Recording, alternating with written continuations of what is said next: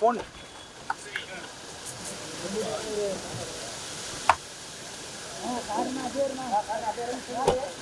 ஃப்ரண்ட்ல போறீங்க ப்ரோ, ஃப்ரண்ட்ல ப்ரோ போறீங்க.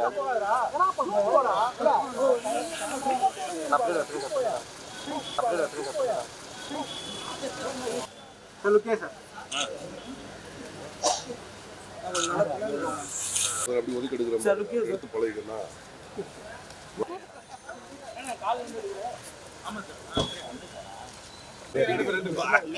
கொஞ்சம் வைட் போங்க. இல்ல இல்ல கொஞ்சம் பேக் சார். லுக்கே சார் அவரு உள்ள போலாம் சார்.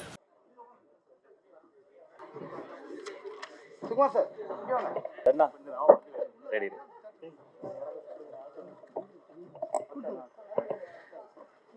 பிள்ளையார் சுழியன் தானே. எல்லோருக்கும் வணக்கம். இந்த மாதிரி ஒரு நல்ல படத்தை தயாரிக்கிறதுக்கு முன் வந்ததுக்காக தயாரிப்பாளருக்கு எனது மனமார்ந்த பாராட்டுக்கள். இந்த படத்துக்கு பிறகு என்னுடைய அன்பு நண்பர் Nanda Periyasamy sir most wanted director லிஸ்ட்டில் கண்டிப்பாக வருவார். ஒரு அழகான ஒரு சூட்சமத்தை பிடிச்சிட்டாரு அவர். இனிமேட்டு அவர் தொட்டதெல்லாம் ஹிட்டு தான். ஸோ அற்புதமான ஒரு படத்தை எடுத்து கதையை யோசித்ததுக்காகவே அவருக்கு என் பாராட்டுகள். சில பேர் இந்த கதாபாத்திரம் பண்ணால் பொருத்தமாக இருப்பாங்க அப்படின்னு. இப்படி ஒரு நேர்மையான ஒரு விஷயம், ஒரு நேர்மையான விஷயத்தை பற்றி பேசுகிற ஒரு கதாநாயகன் அப்படின்னா தனிப்பட்ட வாழ்க்கையிலே ஒரு நல்ல அபிமானத்தோடு இருக்கக்கூடிய சமுத்திரக்கனி சார் நம்ம நினைவுக்கெலாம் வருவார். ஸோ அவர் இந்த படத்துக்கு மிக பொருத்தமான ஒரு தேர்வாக நீங்கள் பார்க்கும்போது உணர்வீங்க. அடுத்து பாரதிராஜா சார். பாரதிராஜா சார் வந்து ஆக்சுவலாக சிவாஜி சாரோட பேசிட்டு இருக்கும்போது ஏதோ சொல்லுவாங்களாம், நானும் ஆக்சுவலாக நடிக்கிறதுக்கு தான் சார் வந்திருந்தேன் அப்படின்ற சொன்னப்போ சிவாஜி சார்கிட்ட, ஏண்டா உங்கள் ஊரில் கண்ணாடியே கிடையாதா அப்படின்னு கேட்டதாக சொல்லுவாங்க. பட் ஆனால் இப்போ சிவாஜி சார் இருந்திருந்தாருன்னா பாரதிராஜா சாரோட நடிப்பை பார்த்து சீரியஸாகவே உச்சி முகர் இன்னும் பொறாமல் கூட பட்டிருக்கலாம். அவர் அந்தளவுக்கு அருமையான ஒரு பர்ஃபார்மன்ஸாக இருக்குது. மற்ற அனைத்து தொழில்நுட்ப கலைஞர்களும் அற்புதமாக பண்ணியிருக்காங்க. விஷால் சந்திரசேகர் சார் ஒரு பெரிய தரமான படத்துக்கு போடக்கூடிய ஒரு அற்புதமான ஒரு இசையை இதில் வழங்கியிருக்காரு. ரொம்ப அனைவரும் சிறப்பாக இருக்குது அப்படிங்கிறத நீங்கள் உணர்வீங்க. சில படங்கள் நமக்கு வெற்றியை தரும், சில படங்கள் சந்தோஷத்தை தரும், சில படங்கள் பணத்தை தரும், சில படங்கள் நட்பை தரும். இந்த படம் எனக்கு நிச்சயம் ஒரு பெருமையை தரும். இப்படிப்பட்ட ஒரு படத்தில் நான் நடிச்சிருக்கேன் அப்படிங்கிறது சின்னதாக இருந்தாலும் ரொம்ப மகிழ்ச்சியாக இருக்கேன். இந்த படத்தை பாராட்டுறதுக்காக எங்கள் குழுவை பாராட்டுறதுக்கு வந்த அத்தனை உயர்ந்த உள்ளங்களுக்கும் என்னுடைய நன்றிகள். மீடியாக்கள் இதை நல்லபடியாக மக்கள்கிட்ட கொண்டு போய் சேருங்க. மீடியாவும் மக்களும் இந்த ஒரு நல்ல தரமான படத்தை சிறப்பாக ஒரு இடத்தில் வைப்பார்கள் என்று நம்புகிறேன். நன்றி, வணக்கம். எல்லோருக்கும் வணக்கம். உண்மையிலேயே இந்த தருணத்தில் இந்த மேடையில் நிற்கிறத நான் வந்து ரொம்ப பெருமையாக நினைக்கிறேன். இந்த படத்தினுடைய அந்த பொம்மக்கா பாடல் நான் எழுதின பாடல். உண்மையிலேயே இந்த படத்தில் பணியாற்றியது நந்தா பெரியசாமி சாரோட நான் பணியாற்றியதுங்கிறது வந்து ரொம்ப பெருமையாக நினைக்கிறேன். ஏன்னா படமாக இது அப்படி ஒரு அற்புதமான ஒரு படம். இன்றைய மனிதர்களுக்கு தேவைப்படக்கூடிய ஒரு மெசேஜ் இருக்குது. மெசேஜ்னு ஒன்று நீங்கள் யாரும் இதாகிட வேண்டியதில்லை. ரொம்ப பிரமாதமான திரைக்கதைக்குள்ள ஒரு இன்றைய மனிதர்களுக்கு இன்றைய வாழ்க்கைக்கு தேவையான ஒரு செய்தி நமக்கு சொல்லக்கூடிய ஒரு படம், அழுத்தம் திருத்தமாக சொல்லக்கூடிய ஒரு படம். மிக நிச்சயமாக இந்த படம் வெளிவந்த பிறகு நந்தா பெரியசாமி அவர்கள் ஒரு மோஸ்ட் வாண்டடான டைரக்டர்ஸில் ஒருத்தராக இருப்பாருங்கிறது வந்து நான் உறுதியாக நம்புகிறேன். ரொம்ப அழகான ஒரு தருணத்தில் ஒரு பாட்டு வேணும் அப்படின்னு அவர் என்கிட்ட சொன்னார். அப்புறம் நானும் இசையமைப்பாளர் விஷால் அவர்களும் இயக்குனரும் பேசிகிட்டு இருக்கிறப்போ ஒரு கேட்சியாக ஒரு வேர்டு ஒன்று வச்சுக்கலாம் அப்படிங்கிறப்போ அந்த பொம்மக்கா அப்படிங்கிற அந்த வார்த்தை, அதை ஒரு ஹூக்காக வச்சுட்டு கைவீசம்மா கைவீசுங்கிற அந்த ஒரு ரொம்ப பழைய ஒரு கிளாசிக்கலான ஒரு ரெஃபரன்ஸ்க்கு எடுத்து கொண்டு வந்துட்டு ஒன்று பண்ணலாம் அப்படின்ட்டு ரொம்ப பண்ணோம். திட்டமிட்ட மாதிரியே அந்த பாடல் வந்து குழந்தைகளுக்கு மிகவும் பிடித்த, எல்லாராலும் ரசிக்கப்படக்கூடிய ஒரு பாடலாக அமைஞ்சிருக்கு. நிச்சயமாக நீங்கள் எல்லோரும் தியேட்டருக்கு போய் இந்த படத்தை பாருங்கள். தமிழ் சமூகத்துக்கு மிக அத்தியாவசியமான படம். குடிநீரை போல் காற்றை போல் இந்த சமூகத்துக்கு அவசியம் என்று தேவைப்படக்கூடிய படங்களில் ஒன்றாக இந்த படம் இருக்குங்கிறத நான் மிக உறுதியாக கருதுகிறேன். இந்த வாய்ப்பை எனக்கு ஏற்படுத்தி கொடுத்த இயக்குனர் நந்தா பெரியசாமி அவர்களுக்கும் இசையமைப்பாளர் விஷால் அவர்களுக்கும் இந்த பாடலை மிக சிறப்பாக பாடிய திப்பு அவர்களுக்கும் என்னுடைய நன்றியையும் அன்பையும் தெரிவித்துக் கொண்டு உங்களிடமிருந்து விடைபெறுகிறேன். நன்றி, வணக்கம். அனைவருக்கும் வணக்கம். இந்த படத்தை பார்த்து பாராட்டின அத்தனை நல்ல உள்ளங்களுக்கும் என் அன்பார்ந்த வணக்கத்தையும் நன்றியும் தெரிவித்துக் கொள்கிறேன்.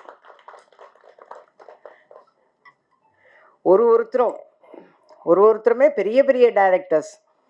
அவங்க வாயிலிருந்து வெறும் வார்த்தைகளாக வராமல் மனசுலேருந்து அடி மனசுலேருந்து வந்த வார்த்தைகள் அத்தனையும், அந்த வார்த்தைகளே வந்து நம்மளை படம் பார்த்து வச்ச ஒரு எஃபெக்ட் கொடுத்துருச்சு. எல்லாருக்கும் என்னுடைய நன்றியை தெரிவிச்சுக்கிறேன் சார்.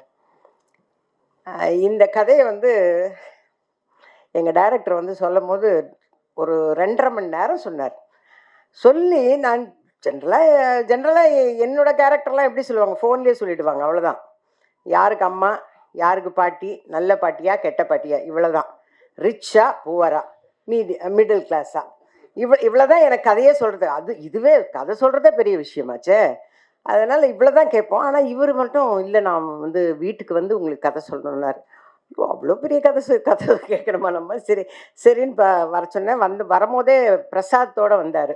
பாமன் சாமிகள் கோயிலுக்கு போயிட்டு பிரசாத்தோட வந்து ஆரம்பித்து சொன்னாருங்க, நான் அழுவுறேன் தேம்பி. ஏன் சார் இவ்வளோ நேர்மையாக இருக்கணும்? அந்த ஆளை ஏன் சார் இப்படி கஷ்டப்படுத்துறீங்க? அது எதுக்கு சார்? யாருக்கோ பரிசு விழுந்தது, அதோட விட்டுட்டு டிக்கெட்டை விற்றாரா இல்லையா, அது கூட காசே ஒழுங்காக கொடுக்காம போயிட்டார், அதோடு விட்டுருங்க சார். பாவமாக இருக்குது சார், கஷ்டமாக இருக்குது சார். அழுவுறேன், நான் கதை கேட்டு அழுவுறேன். சரி, எனக்கு ரொம்ப மனசு ரொம்ப கஷ்டமாக இருக்குது. என் கேரக்டரும் சின்னது, ஆனால் அதில் வந்து டைரக்டரோட நான் பேர் பண்ணுறேங்கிறது ரொம்ப, அதாவது சிவாஜி சாரோட நீங்கள் நடிக்க போகிறீங்கன்னு டைரக்டர் சொன்னார் பாருங்க, முதல் மரியாதை. அந்த அளவுக்கு எனக்கு ஒரு சந்தோஷம். ஆஹா, எங்கள் டைரக்டருக்கு நான் தான் பேராக நடிக்க போகிறேன் அப்படிங்கிற ரொம்ப சந்தோஷத்தில் இருந்தேன். நான் அந்த கதையை கேட்டு அழுது கொஞ்ச நேரம் அப்படியே உட்காந்துட்டேன். சார் எனக்கு ரொம்ப மனசு கஷ்டமாக இருக்குது, படம் பார்த்துட்டு ஜாலியாக வெளியில் போகிறத விட்டுட்டு ஏன் சார் இப்படி கஷ்டப்படுத்தி அனுப்புகிறீங்க? எதுக்கு சார் இவ்வளோ நேர்மை? என்னத்துக்கு சார்?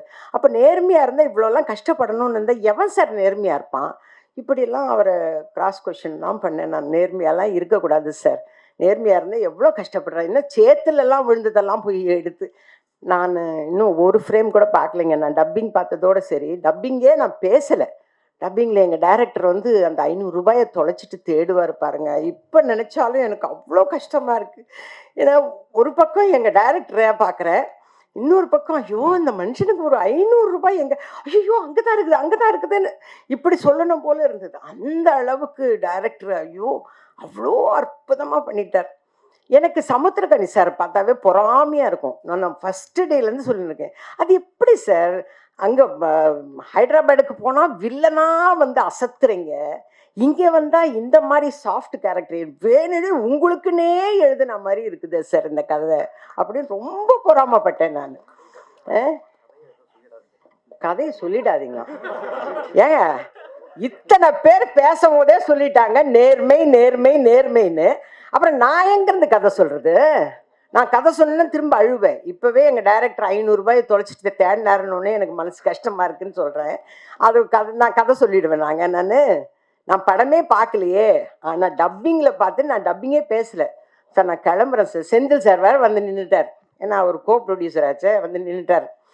டப்பிங் பேசாமல் இந்த பொம்பளை எங்கே வெளியில் போகுது சார், எனக்கு எப்படின்னு எனக்கு செஸ்ட் பெயின் வருது சார், 10 லட்ச ரூபாய் செலவு பண்ணி ஆர்ட் ஆப்ரேஷன் பண்ணேன், இந்த படத்தை பார்த்தா திருப்பி எனக்கு இன்னொரு ஆப்ரேஷன் நடக்கணும் போல இருக்குது, அந்தளவுக்கு ரொம்ப கஷ்டமாக இருக்குது சார், என்னால் டப்பிங் பேசவே.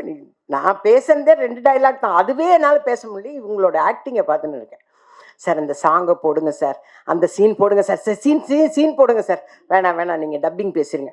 இந்த அளவுக்கு அவ்வளோ பாதிப்புமா இந்த படம், அந்த அளவுக்கு என்னை பாதிச்சது இந்த படம். அவர் எங்கள் டைரக்டர் காசு இல்லாமல் இது எல்லாமே எங்கிட்ட நந்தா சார் வந்து கதை சொல்லும் போதே சொல்லிட்டார், ஐயா வந்து அப்படியே ஏறி வருவார், ஏறி வந்து உட்காருவார், நீங்கள் சமையல் பண்ணுறீங்க, இதெல்லாம் என்கிட்ட என்ன கதையில் சொன்னாரோ அது அத்தனையும் அவர் எடுத்தாருங்க. அப்படியே ஃப்ரேம் டு ஃப்ரேம் அப்படியே எடுத்தார். நீங்கள் வந்து பாத்திரம் தேய்க்கிறீங்கன்னாரு சார், இந்த வேலையெல்லாம் பிடிக்கலன்னா நான் நடிக்கவே வந்தேன், திருப்பி பாத்திரம் தேய்க்கிறதுக்கு அனுப்புறீங்களா சார்லாம் கேட்டேன் நான். அதே மாதிரி உட்கார வச்சு பாத்திரமெல்லாம் தேய்க்க வச்சு, அந்த பொண்ணு வந்து சூசைட் பண்ணிக்க, எல்லாமே என்கிட்ட கதையில் என்ன சொன்னாரோ அத்தனையும் இருந்ததுங்க.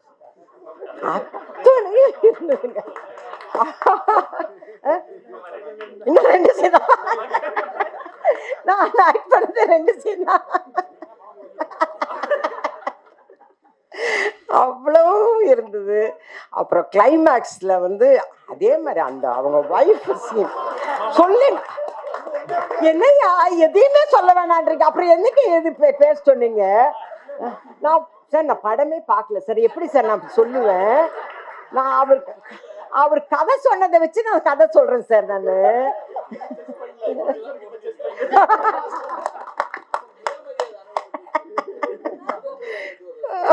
முதல் மரியாதை பத்தி சொல்றாங்க. முதல் மரியாதை ஞாபகத்திலேயே வரலைங்க சார் இப்போ எனக்கு. சார் நான் கதை சொல்ல மாட்டேன் சார். சார் எப்படி சார் நீங்க சொன்னது தானே சார் சொல்றேன். நான் எங்க சார் கதை சொல்லுவேன்? எங்க இருந்து கதை சொல்லுவேன்? படமே பார்க்கலங்க. நீங்க எல்லாம் நம்புங்க, நான் வந்து உண்மையா பேசுவேன், பிராங்கா பேசுவேன் சார். தேவராஜ் சார் இங்க லிசன் பண்ணுங்க. அது என்ன இங்க வந்து போன் நோண்டிட்டு உட்காந்துட்டு இருக்கீங்க? இங்க பாருங்க, நீங்க தான் சொல்லணும், நான் உண்மையதான் பேசுறேன்.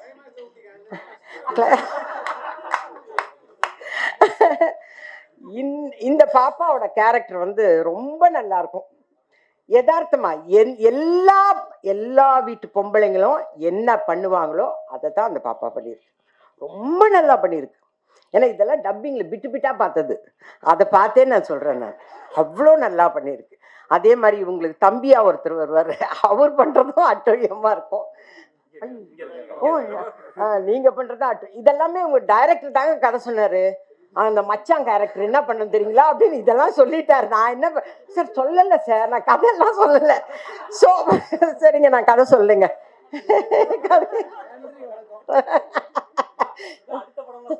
ஐயோ நான் சார் கதை சொல்லல சார், விட்டுறேன் சார். ஓகே, கிளைமேக்ஸ்ல பட் கிளைமேக்ஸ் சொல்லி முடிக்கணும். ஏன்னா தேவராஜன் சொன்னாரு, இவரும் சொல்லிட்டாரு, மூர்த்தி நீங்க சொல்லிட்டீங்க, அதனால நான் சொல்லிடுறேன். கிளைமேக்ஸ்ல அதாவது எப்பவுமே சினிமாவோட இதுவே என்னன்னா, வில்லனா இருக்க வில்லத்தனம் பண்ணிக்கிட்டே இருந்தான்னா அவனுக்கான பனிஷ்மெண்ட் இதுதான்.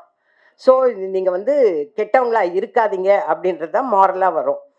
அதே மாதிரி ஒருத்தர் நல்லவங்களா இருந்தால், நேர்மையானவங்களா இருந்தா, படாத கஷ்டமெல்லாம் படும் போதே நமக்கு வந்து நேர்மையாவே இருக்க வேணாம் ஐயா அப்படின்னு தான் தோணும். ஆனால் அவங்களுக்கு நேச்சரா பார்த்து, யூனிவர்ஸா பார்த்து கொடுக்குற ஒரு பரிசு தான் வந்து அவங்க ஒய்ஃபுக்கு வேலை, அந்த குழந்தைக்கு ட்ரீட்மெண்ட். போதுமா சார்? இவ்வளவுதான் சார், இவ்வளவுதான் சார் சொல்றேன்.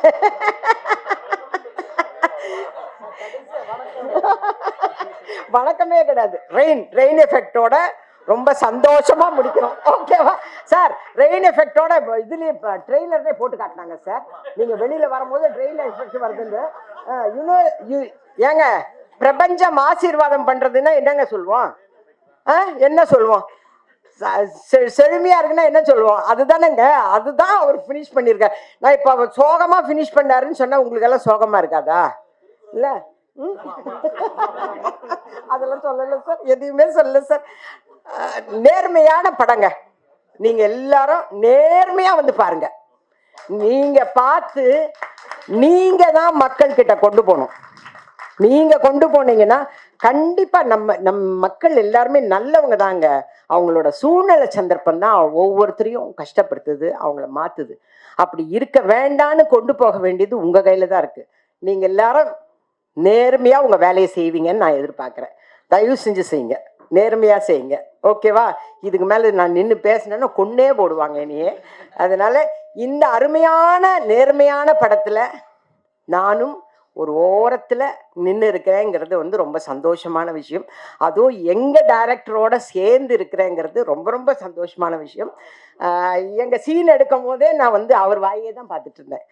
சமுத்திரகன் சார் வாயே தான் பார்த்துட்டு இருப்பேன். அது நல்லாவே தெரியும். நீங்கள்லாம் படம் பார்த்தீங்கன்னா கண்டுபிடிப்பீங்க. என்ன இந்த பொம்பளை ஒன்றுமே பெர்ஃபார்மே பண்ணாமல் ஆன்னு நிற்கிதுன்னு. ஏன்னா அவர் பெர்ஃபார்ம் பண்ணுறதையும் பார்த்துட்டு இருந்தேன். அதில் சொல்லிடுவோம் போல இருக்கு, வேணாம் சொல்லலை, நான் சொல்லலை. நேர்மையான படத்தை நீங்கள் எல்லாரும் நேர்மையாக பார்த்து நேர்மையாக மக்கள்கிட்ட கொண்டு போங்க. It is my request. ஏன்னா எப்படி இருந்தாலும் அவருக்கு நல்ல செந்தமிழில் பேசினார் எங்கள் டைரக்டர். இவர் டைரக்ஷன்ல நான் நடிக்க போறேன். அதனால தான் எங்க டைரக்டர்னு சொல்லிட்டு இருக்கேன். இந்த எல்லாம் சொல்லிட்டு என்ன சொல்லுங்க, சுவிட்ச் ஆன் டு ட்ரெய்லர், அதை மட்டும் இங்கிலீஷ்ல சொல்லிட்டார், மற்றதெல்லாம் தமிழ்ல சொன்னாரு.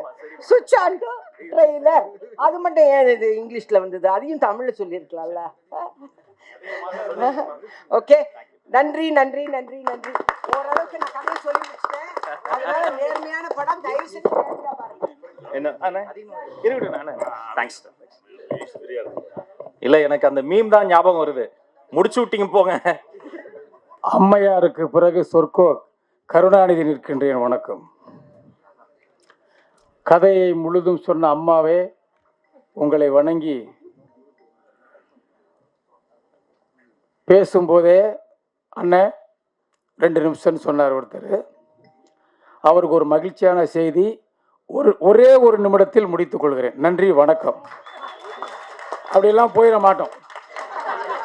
ஏன்னா பாட்டு எழுதியிருக்கேன். எனக்கே 2021 ஒரு பாட்டு வரும், 2022 இன்னொரு பாட்டு வரும், 2024 ஒரே ஒரு பாட்டு கொடுத்துருக்காரு. வெற்றி கனி வெல்லும் கனி வீரக்கனி சாதனை படைக்கும் கனி சமுத்திரக்கனி. நல்ல கை தட்டுங்க. என்ன குறைஞ்சா போறிய? ஏன் அப்படி இருக்கீங்க? அஜித் சாரோட திருப்பதியில் நடித்தேன் ஒரு 100 நாள். ஆனால் ஏப்பா அங்கிட்டு என்னப்பா 100 நாள் நடித்தேன். அலட்டிக்கவே மாட்டார் நடிக்க. திருப்பதி படத்தில் வருவார், ஷார்ட் எடுத்துகிட்டு போயிட்டு வர. அவர்கிட்ட இவர்கிட்ட ஒரு ஒற்றுமை இருக்குது. அதே மாதிரி தான் டைரக்டர் என்ன சொன்னாலும்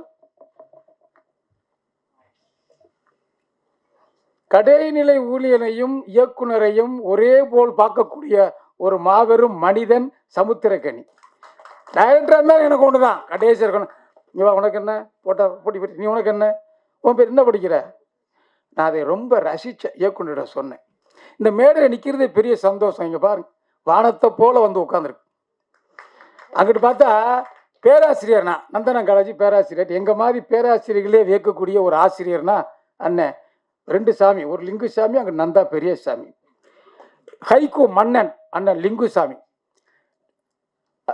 ஒரே வார்த்தையில் சொன்னோம்னா நந்தாவை வெற்றிகளை விருதுகளை மூடி வைத்தவன், அந்த தாடி வைத்தவன். கதாநாயகனை நடிக்காம இயக்குனராக இருந்துட்டார் அண்ணன் சரண். இப்படி எழுத சொல்லிக்கிட்டே போகலாம். அன்பு சகோதரி, உங்கள் நடிப்பை பார்த்தோம். என் தம்பி சிநேகன் பாட்டு எழுதினாவே வெற்றி தான். ஓ ஐயா, உங்களை இப்போ தான் மேடையில் பார்க்குறேன். உங்களுக்கு நன்றி, எல்லாருக்கும் வாழ்த்துக்கள். இந்த படத்தில் நடிப்புக்கு தேசிய விருது நான் நாளைக்குள்ளது இன்றைக்கே சொல்கிறேன். ஒரு சாமியார் மாதிரி ஒரு கவிஞர். நடிப்புக்கு தேசிய விருது அறிவிக்கப்பட்டு விட்டது. ஒளிப்பதிவுக்கு சுகுமார் நீ 100க்கு 100 எங்க இருக்காரா, அதுக்கு அறிவிக்கப்பட்டு விட்டது. நடிப்புக்கு 100க்கு 100 அறிவிக்கப்பட்டது தேசிய விருது. இயக்குனருக்கு ஒரு 4-5 விருது அறிவிக்கப்பட்டது. விஷால் சந்திரசேகரனா உங்களுக்கு தெரியும், வினாடி நேரம் கூட இல்லாமல் பிரமாதம். அவருக்கு வீணையா பிறக்க வேண்டிய விஷால் சந்திரசேகரன் பிறந்துட்டான். அவள் அந்த பாட்டை கேட்டால் தெரியும். இதில் எல்லாருக்குமே தேசிய விருது. சத்தியமாக தமிழ் கவிஞன் சொல்கிறேன், நாளைக்கு நீங்கள் சொல்லுவீங்க, நான் சொன்னால் பழிக்கும், நிச்சயமாக நடக்கும். ஒரே ஒரு தேசிய விருது சந்தேகமாக இருந்துச்சு. அதில் இந்த பாடலாசி அருமையான பாடு ஏஆர் ரகுமான்கிட்டே பாட்டு எழுதியிருக்காரு. தயாரிப்பாளர்களே சந்தோஷமாக நீங்கள் இருங்க. கோபாலகிருஷ்ணன் தயாரிப்பாளர்களே பெட்டி பெட்டியாக வரப்போகுது. கொட்டும் படம் கொட்ட போகுது. அங்கிட்டு அங்கே பாருங்க, ஒரு ஹீரோ மாதிரி ஒரு ப்ரொடியூசர் ஓரமாக சிகப்பு சட்டை போட்டு அஜித்துக்கு அடுத்த தம்பி மாதிரி இருக்கார். எந்திரிங்கண்ணே ஒரு வணக்கம் போடுங்கண்ணே. அவர் தயாரிப்பாளர் நடிகர் அவர். ஆமாம் பாரு எப்படி ரசிக்கிறாங்கப்பா. சில பேர் அப்படியே உட்காந்துருப்பான். அப்புறம் என்னத்தை அப்புறம் சொல்கிறேன், ரசிக்கிறாங்க தாய். அதான் கரை சரஸ்வதி. இதில் ஒரே ஒரு இடத்துக்கு ஒரு கவிஞர் அருமையாக பாட்டு.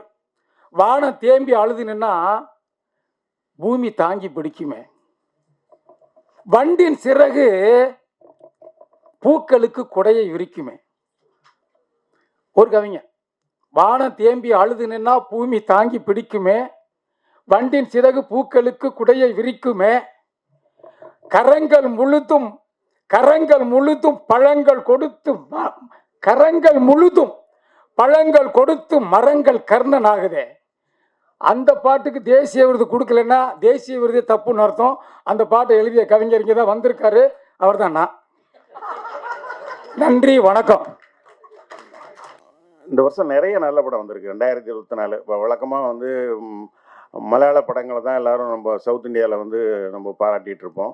ஆனால் இந்த வருஷம் தலை சிறந்த வாழை, லப்பரப்பந்து, அந்த மாதிரி பல நல்ல படங்கள் வந்திருக்கு. அந்த வரிசையில் நிச்சயமாக அந்த வரிசையில் தி பெஸ்ட் ஃபில்ம் அப்படின்னா திருமாணிக்கம். நான் வந்து திருமாணிக்கம் படம் பார்த்துட்டு நான் அன்றைக்கி நைட்டே வந்து நந்தா பெரியசாமிகிட்ட பேசினேன், லிங்குசாமிகிட்ட பேசினேன். நான் கொஞ்சம் எர்லியராகவே படம் பார்த்துட்டேன். எனக்கு என்ன எமோஷனோ அதே எமோஷன் கதை கேட்டுட்டு கூட வடிவுக்கரசி அம்மாவுக்கு வந்திருக்கு அப்படின்னு சொன்னால், இது நீங்கள் இந்த படம் சோகமான எண்டுன்னு மட்டும் தயவுசெய்து யாரும் நினைக்காதீங்க. இது வந்து ட்ராஜடியான எண்டுலாம் அந்த படம் கிடையாது. இது வந்து இந்த இந்த கிளைமாக்ஸை வந்து யாராலையும் விவரிக்க முடியாது. நவரசம்னு 9 உணர்ச்சிகள் மட்டும்தான் இருக்குது.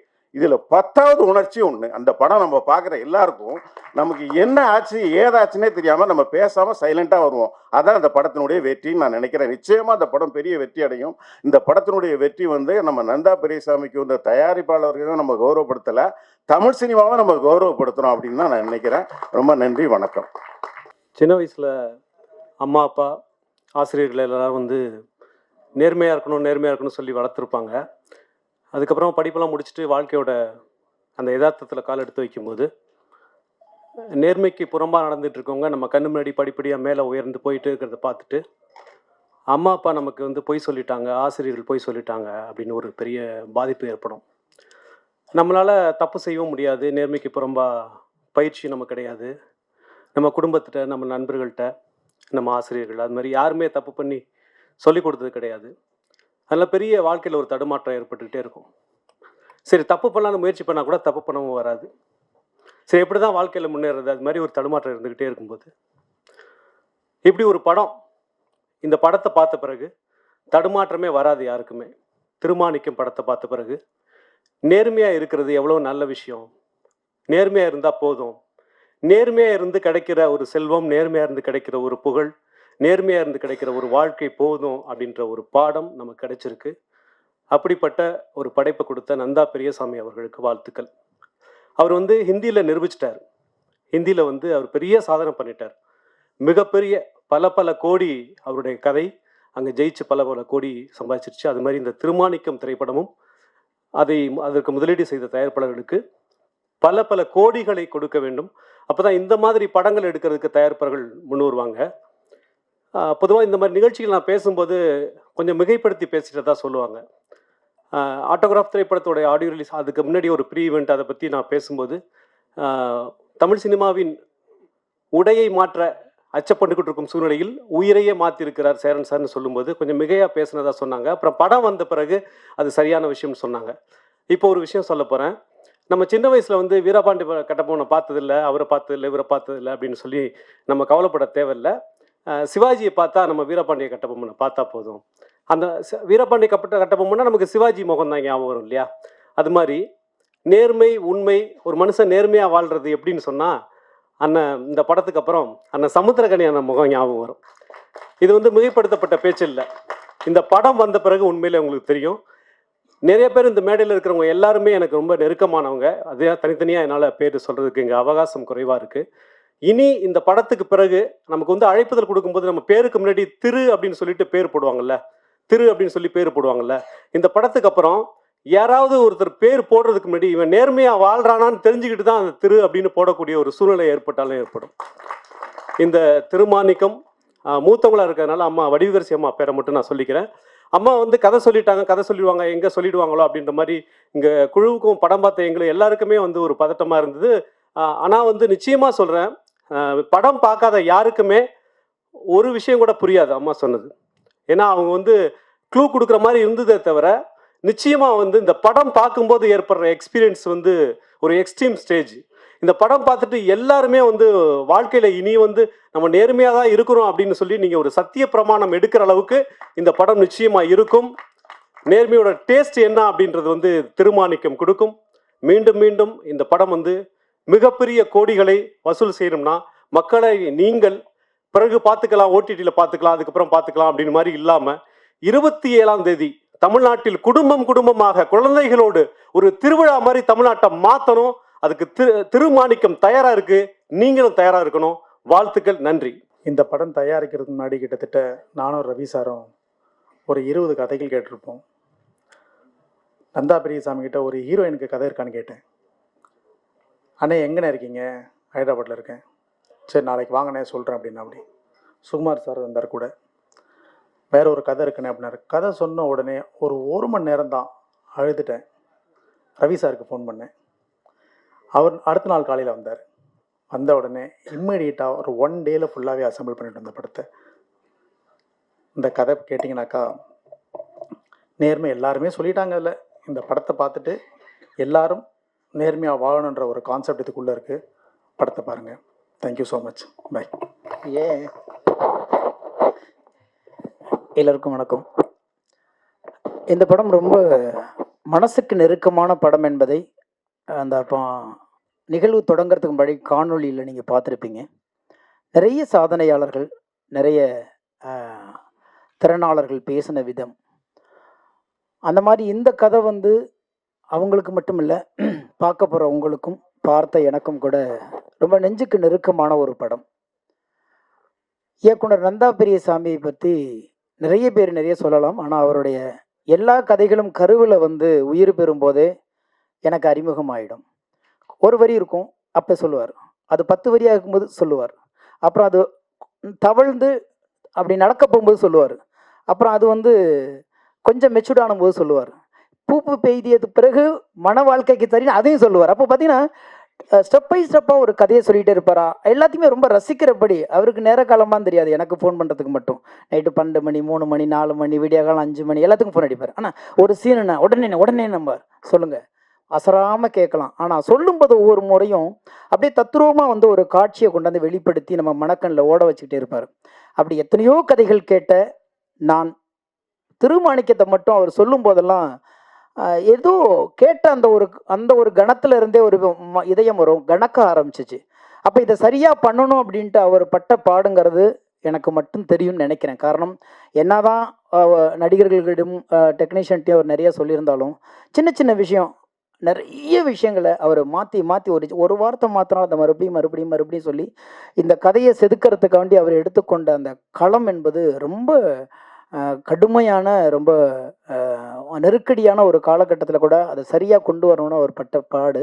அதை பற்றி எல்லாரும் சொல்லியிருந்தாங்க. அந்த எனக்கு 2 விஷயத்த நான் சொல்ல வேண்டும்னு நினச்சிருந்தது சொல்லியிருந்தாங்க.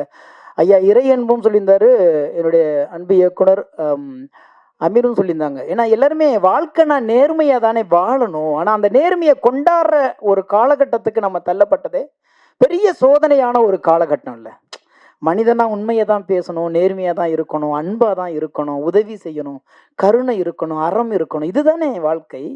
ஆனால் அதை இன்னைக்கு கொண்டாந்து முன்னிறுத்தி அதை ஒரு விழாவாக காட்டி அதை திரைப்படமாக எடுத்து அதை கொண்டாடுகிற ஒரு சமூகமாக இருந்தால் ஏதோ ஒரு புதிய விஷயத்தை கண்டுபிடித்தது மாதிரி தொலைந்து போன ஒரு விஷயத்தை மறுபடியும் கொண்டு வந்து இந்த சமூகத்துக்கு முன்பு நிறுத்தி இதை கொண்டாட வேண்டுங்கிற ஒரு நிலை சந்தோஷமான நிலை இல்லை, அவலமான நிலை. அப்போனா இந்த பூமியில் அறம் செத்து போச்சு, அன்பு செத்து போச்சு, நேர்மை செத்து போச்சு, உண்மை செத்து போச்சு, நல்லவன் வாழவே முடியாதுங்கிற நிலைமை கொண்டிருக்கிறது.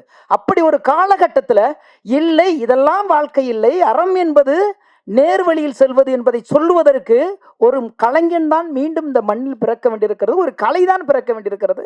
அதை கொண்டாடுகிற ஒரு தருணத்தில் இருக்கும்போது நம் தலைமுறைகளுக்கு இத்தனை காலம் இதைத்தான் சேகரித்து வைத்திருந்தோமா? இன்னைக்கு அடுத்த தலைமுறைகள்கிட்ட போய் அதை கொண்டு ஒப்படைக்கிற ஒரு சூழலுக்கு நம்ம இருக்கிறோம்னா இதை அவரவர் பொறுப்போடும் மிகப்பெரிய அந்த கூனி குறுகி இதை ஏன் இவ்வளவு காலம் செய்யாமல் போயிட்டோம் அப்படிங்கிற ஒரு காலகட்டத்தில் தான் இந்த படத்தை இந்த குழு உங்கள் முன்பு கொண்டாந்து வைக்கிறது. எனவே தான் இப்போ சொல்கிறோம், நிஜமாகவே எல்லாருக்குள்ளேயும் இந்த மாணிக்கம் எங்கேயோ ஒரு இடத்துல எட்டி பார்த்துருப்பான், நாம தான் தலையில் தட்டி அவனை சாகடிச்சிருப்போம். எங்கேயோ ஒரு இடத்துல இந்த மாணிக்கம் தென்பட்டிருப்பான், அவனை அலட்சியப்படுத்தி தூரமாக உதச்சி தள்ளிட்டு வந்திருப்போம். ஆனால் இது பார்த்ததுக்கு பிறகு ஆமா இல்லை, இந்த மாதிரி ஒரு இடத்துல நம்ம தப்பு செஞ்சுட்டோம்ல, சுயம் முளைச்சுக்கிடுச்சு இல்லை, பொதுநலங்கிறது என்னன்னு தெரியாதுல்ல நமக்கு, இது அடுத்தவனது இல்லை, இது நம்மளது இல்லை இல்லை, ஏன் அந்த நேரத்தில் நினைக்கல இல்லை அப்படின்னு இந்த படம் நிச்சயமாக திரையரங்கை விட்டு வெளியே வரும் பொழுது உங்களை ஒரு கணம் சிந்திக்க வைக்கும். அதுதான் இந்த படத்தின் வெற்றி. அதை வெற்றி பெற செய்யுங்கள். வாழ்த்துக்கள். நன்றி. நடுவில் இந்த அட்வைஸ் எதுக்குன்னே தெரில, யார் நோக்கி இந்த திருமாணிக்கம் நிகழ்விற்கு வருகை புரிந்திருக்கின்ற அத்துணை அன்பு நெஞ்சங்களுக்கும் என்னுடைய மனமார்ந்த நன்றிகளும் வாழ்த்துக்களும். நானும் நந்தாவும் நண்பன், அவ்வளோதான் இந்த படத்துக்கு எனக்கும் உள்ள ஒரே ஒரு ஒற்றுமை. மற்றபடி அப்போ நான் இல்லையா அப்படின்னு நண்பர் சமுத்திரகனி அவர் கேட்டார். நீங்கள் எல்லாருக்குமே நண்பர் தான், உங்களை பிடிக்காதவங்க யாருமே இருக்க முடியாது. இந்த படத்தை வந்து இந்த மாதிரி மேடையில் வழக்கமாக ஒரு டெய்லரை ரிலீஸ் பண்ணி அந்த டெய்லரை பேஸ் பண்ணி தான் எல்லாரும் பேசுவாங்க. டெய்லரை பார்க்கும்போதே தெரியுது, டெய்லர் முடிக்கும் போதே தெரியுது இந்த படம் எந்த அளவுக்கு வரும் அப்படின்னு. ஆனால் நாங்களாம் இந்த படத்தை பார்த்துட்டோம், பார்த்து நிறைய பேசி கட்டி பிடித்து முத்தமிட்டு எல்லாம் நடந்துருச்சு. இந்த படம் முத கதையாக சொல்லப்பட்ட போது நந்தா பெரியசாமி சொன்ன ஒரு தகவல், லிங்குசாமி அழுதுட்டான் தெரியுமா உனக்கு? சரி, அப்புறம் போஸ் அழுதுட்டான் தெரியுமா உனக்கு? என்னடா அது, லிங்குசாமி அழுது போஸ் அழுதுலாம் நமக்கு சகஜம்தான். ஏன்னா அவங்கெல்லாம் ஆனந்த படத்தில் கூட்டு குடும்பம் வாழ்ந்து சின்ன சின்ன விஷயங்களுக்கெல்லாம் தன்னுடைய அன்பை பரிமாறிய குடும்பம், அதெல்லாம் சாதாரணம். அமீர் அழுதுட்டார் தெரியுமா உங்களுக்கு? ஹே, அமீர் மனுஷன் தானே, ஏன் அழுவார் இல்லையா? அமீர் கல்லையே கரைச்சேன் தெரியுமா உனக்கு? ஏடா டெம்ட் ஏற்றிக்கிட்டே இருக்கானே, நீ பார்க்க வரியா இல்லையா? எனக்கு வந்து லிங்குசாமி அவர்கள் எழுதுதோ போஸ் எழுதுதோ எனக்கு பெரிய டெம்டா படல. அமீர் எழுதுட்டாரா? அமீர் எழுது பார்த்ததே இல்லையே, அந்த அளவு கரைச்சானான்னு சொல்லி பார்த்தேன். உண்மையில் அமீர் மட்டுமல்ல, அழக்கூடாதுன்னு ஈகோ இருக்கிற அத்தனை பேரும் அழுவார்கள் இந்த படத்தை பார்த்து. அதில் எந்த ஒரு சந்தேகமும் இல்லை. அமீர் சார், உங்களுடைய கண்ணீர் நேர்மைக்கு மட்டுமே வந்திருக்கிறது. பல இடங்களில் அது கண்ணீர் வராமல் இருந்ததுக்கு காரணம், நேர்மையற்ற மனிதர்களை பார்க்கும்போது எப்படி கண்ணீர் வரும்? ஒரு நேர்மையான மனிதனை, தன்னுடைய நண்பனை ஒரு நேர்மையான திரையில் பார்க்கும்போது அந்த கண்ணீர் வருவது இயல்பு. அதாவது வந்து அவன் முடிவு பண்ணிட்டான், ஜெர்சி மாட்டில் ஒரு 10 லிட்டர் பால் கறக்கிற மாதிரி பார்க்குறவங்க அத்தை கண்ணிலேருந்து கண்ணீரை கறந்துடணும் அப்படின்னு. அதுக்கு காரணம் அவனுடைய எழுத்து, மிக மிக மிக உண்மையான ஒரு எழுத்து. நான் அதில் ஒரு இது சொல்லியிருப்பேன், நிறையா நான் பேசினேன். கட்டிங் மைண்ட் ஒரு விஷயத்தை பேசணும். விளிம்பு நிலையில் பக்கத்திலிருந்து அனனியா பேசுவதும், நேர்மையின் பக்கத்திலிருந்து சகோதரன் சமுத்திரகனி பேசுவதும் புத்தகமாக வெளியிட வேண்டிய ஒரு வசன வார்ப்பு அப்படின்னு சொல்லியிருந்தேன். அதை நீங்கள் படம் பார்க்கும்போது உயர்வீங்க. இந்த படத்தை தயாரித்த நம்முடைய GPRK சினிமாஸுக்கு வந்து இந்த படம் எப்படின்னா, ஒரு புது வசந்தம் படம் எடுக்கும்போது சூப்பர் குட் ஃபிலிம்ஸுங்கிற ஒரு கம்பெனி தரமான படத்தை எடுக்கும் அப்படிங்கிற ஒரு பிள்ளையார் சொல்லி போட்டுது. ஒரு குஷி படம் எடுக்கும்போது ஒரு எக்ஸ்ட்ராடனரியான ஒரு ஹிட் படம் எடுத்திருக்காங்க அப்படின்னு ஒரு சூர்யா மூவிஸ்க்கு ஒரு படமாக இருந்துச்சு. திருப்பை சாம் பிக்சர்ஸ் எடுக்கிற படங்கள் எல்லாமே நல்லா இருக்கிற ஒரு கண்டிஷன் ஏற்படுத்தினுச்சு. கவிதாலய படங்கள் எல்லாருமே எக்ஸ்ட்ராடனரி படத்தை எடுப்பாங்கிற ஒரு விஷயத்த மக்கள் மத்தியில் ஒரு அப்படியே பரவலாக பண்ணுச்சு. அதுபோல் இந்த கம்பெனி, இந்த படம் வந்து ஒரு மிகப்பெரிய ஒரு அஸ்திவாரம், மிகப்பெரிய மைல்ஸ்டோனாக இந்த படம் அமையும். இந்த படத்துக்கு அப்புறம் இந்த கம்பெனி என்ன படம் தயாரித்தாலும் நல்ல படமாக இருக்கிற நம்பிக்கையை வந்து இந்த படம் கொடுத்துருக்கு. இதில் நம்ம நண்பன் சமுத்திரகனி நடித்தது வந்து எப்படின்னா, மதுரையில் ஜிடெக்ஸ் அப்படின்னு ஒரு டெய்லர் கடை இருக்குது. அங்கே அந்த கடையில் போட்டு சட்டை தைப்பாங்க. அமீர் சாருக்கு தெரியும், நாங்கள்லாம் மதுரைங்கிறதுனால. சமுத்திரகனி நம்ம சேத்தூர் தான், அவரும் மதுரை ஏரியான்னு தெரியும். ஏன்னா அதை கரெக்டாக சட்டை தைப்பாங்க.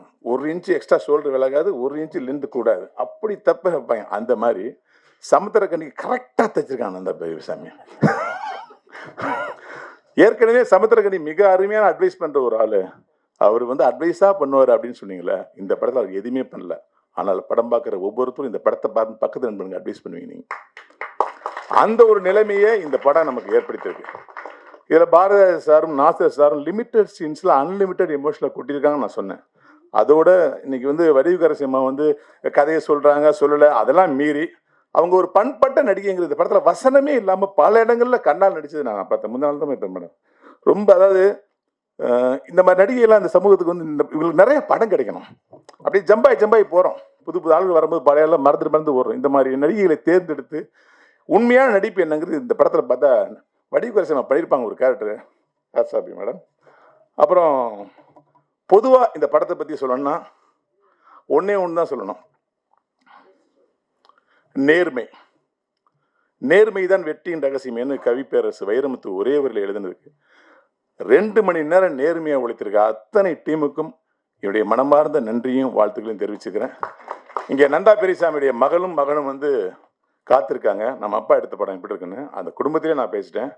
கிட்டத்தட்ட 30 வருட தியாகம், 30 வருட தொடர் ஓட்டத்தில் 4 பேர் தொடர்ந்து ஓடிட்டே இருப்பாங்க.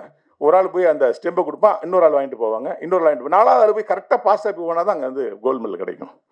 இந்த 4 பேருமாகவே மாறி ஓடியும் தான் நந்தா பெரியசாமி.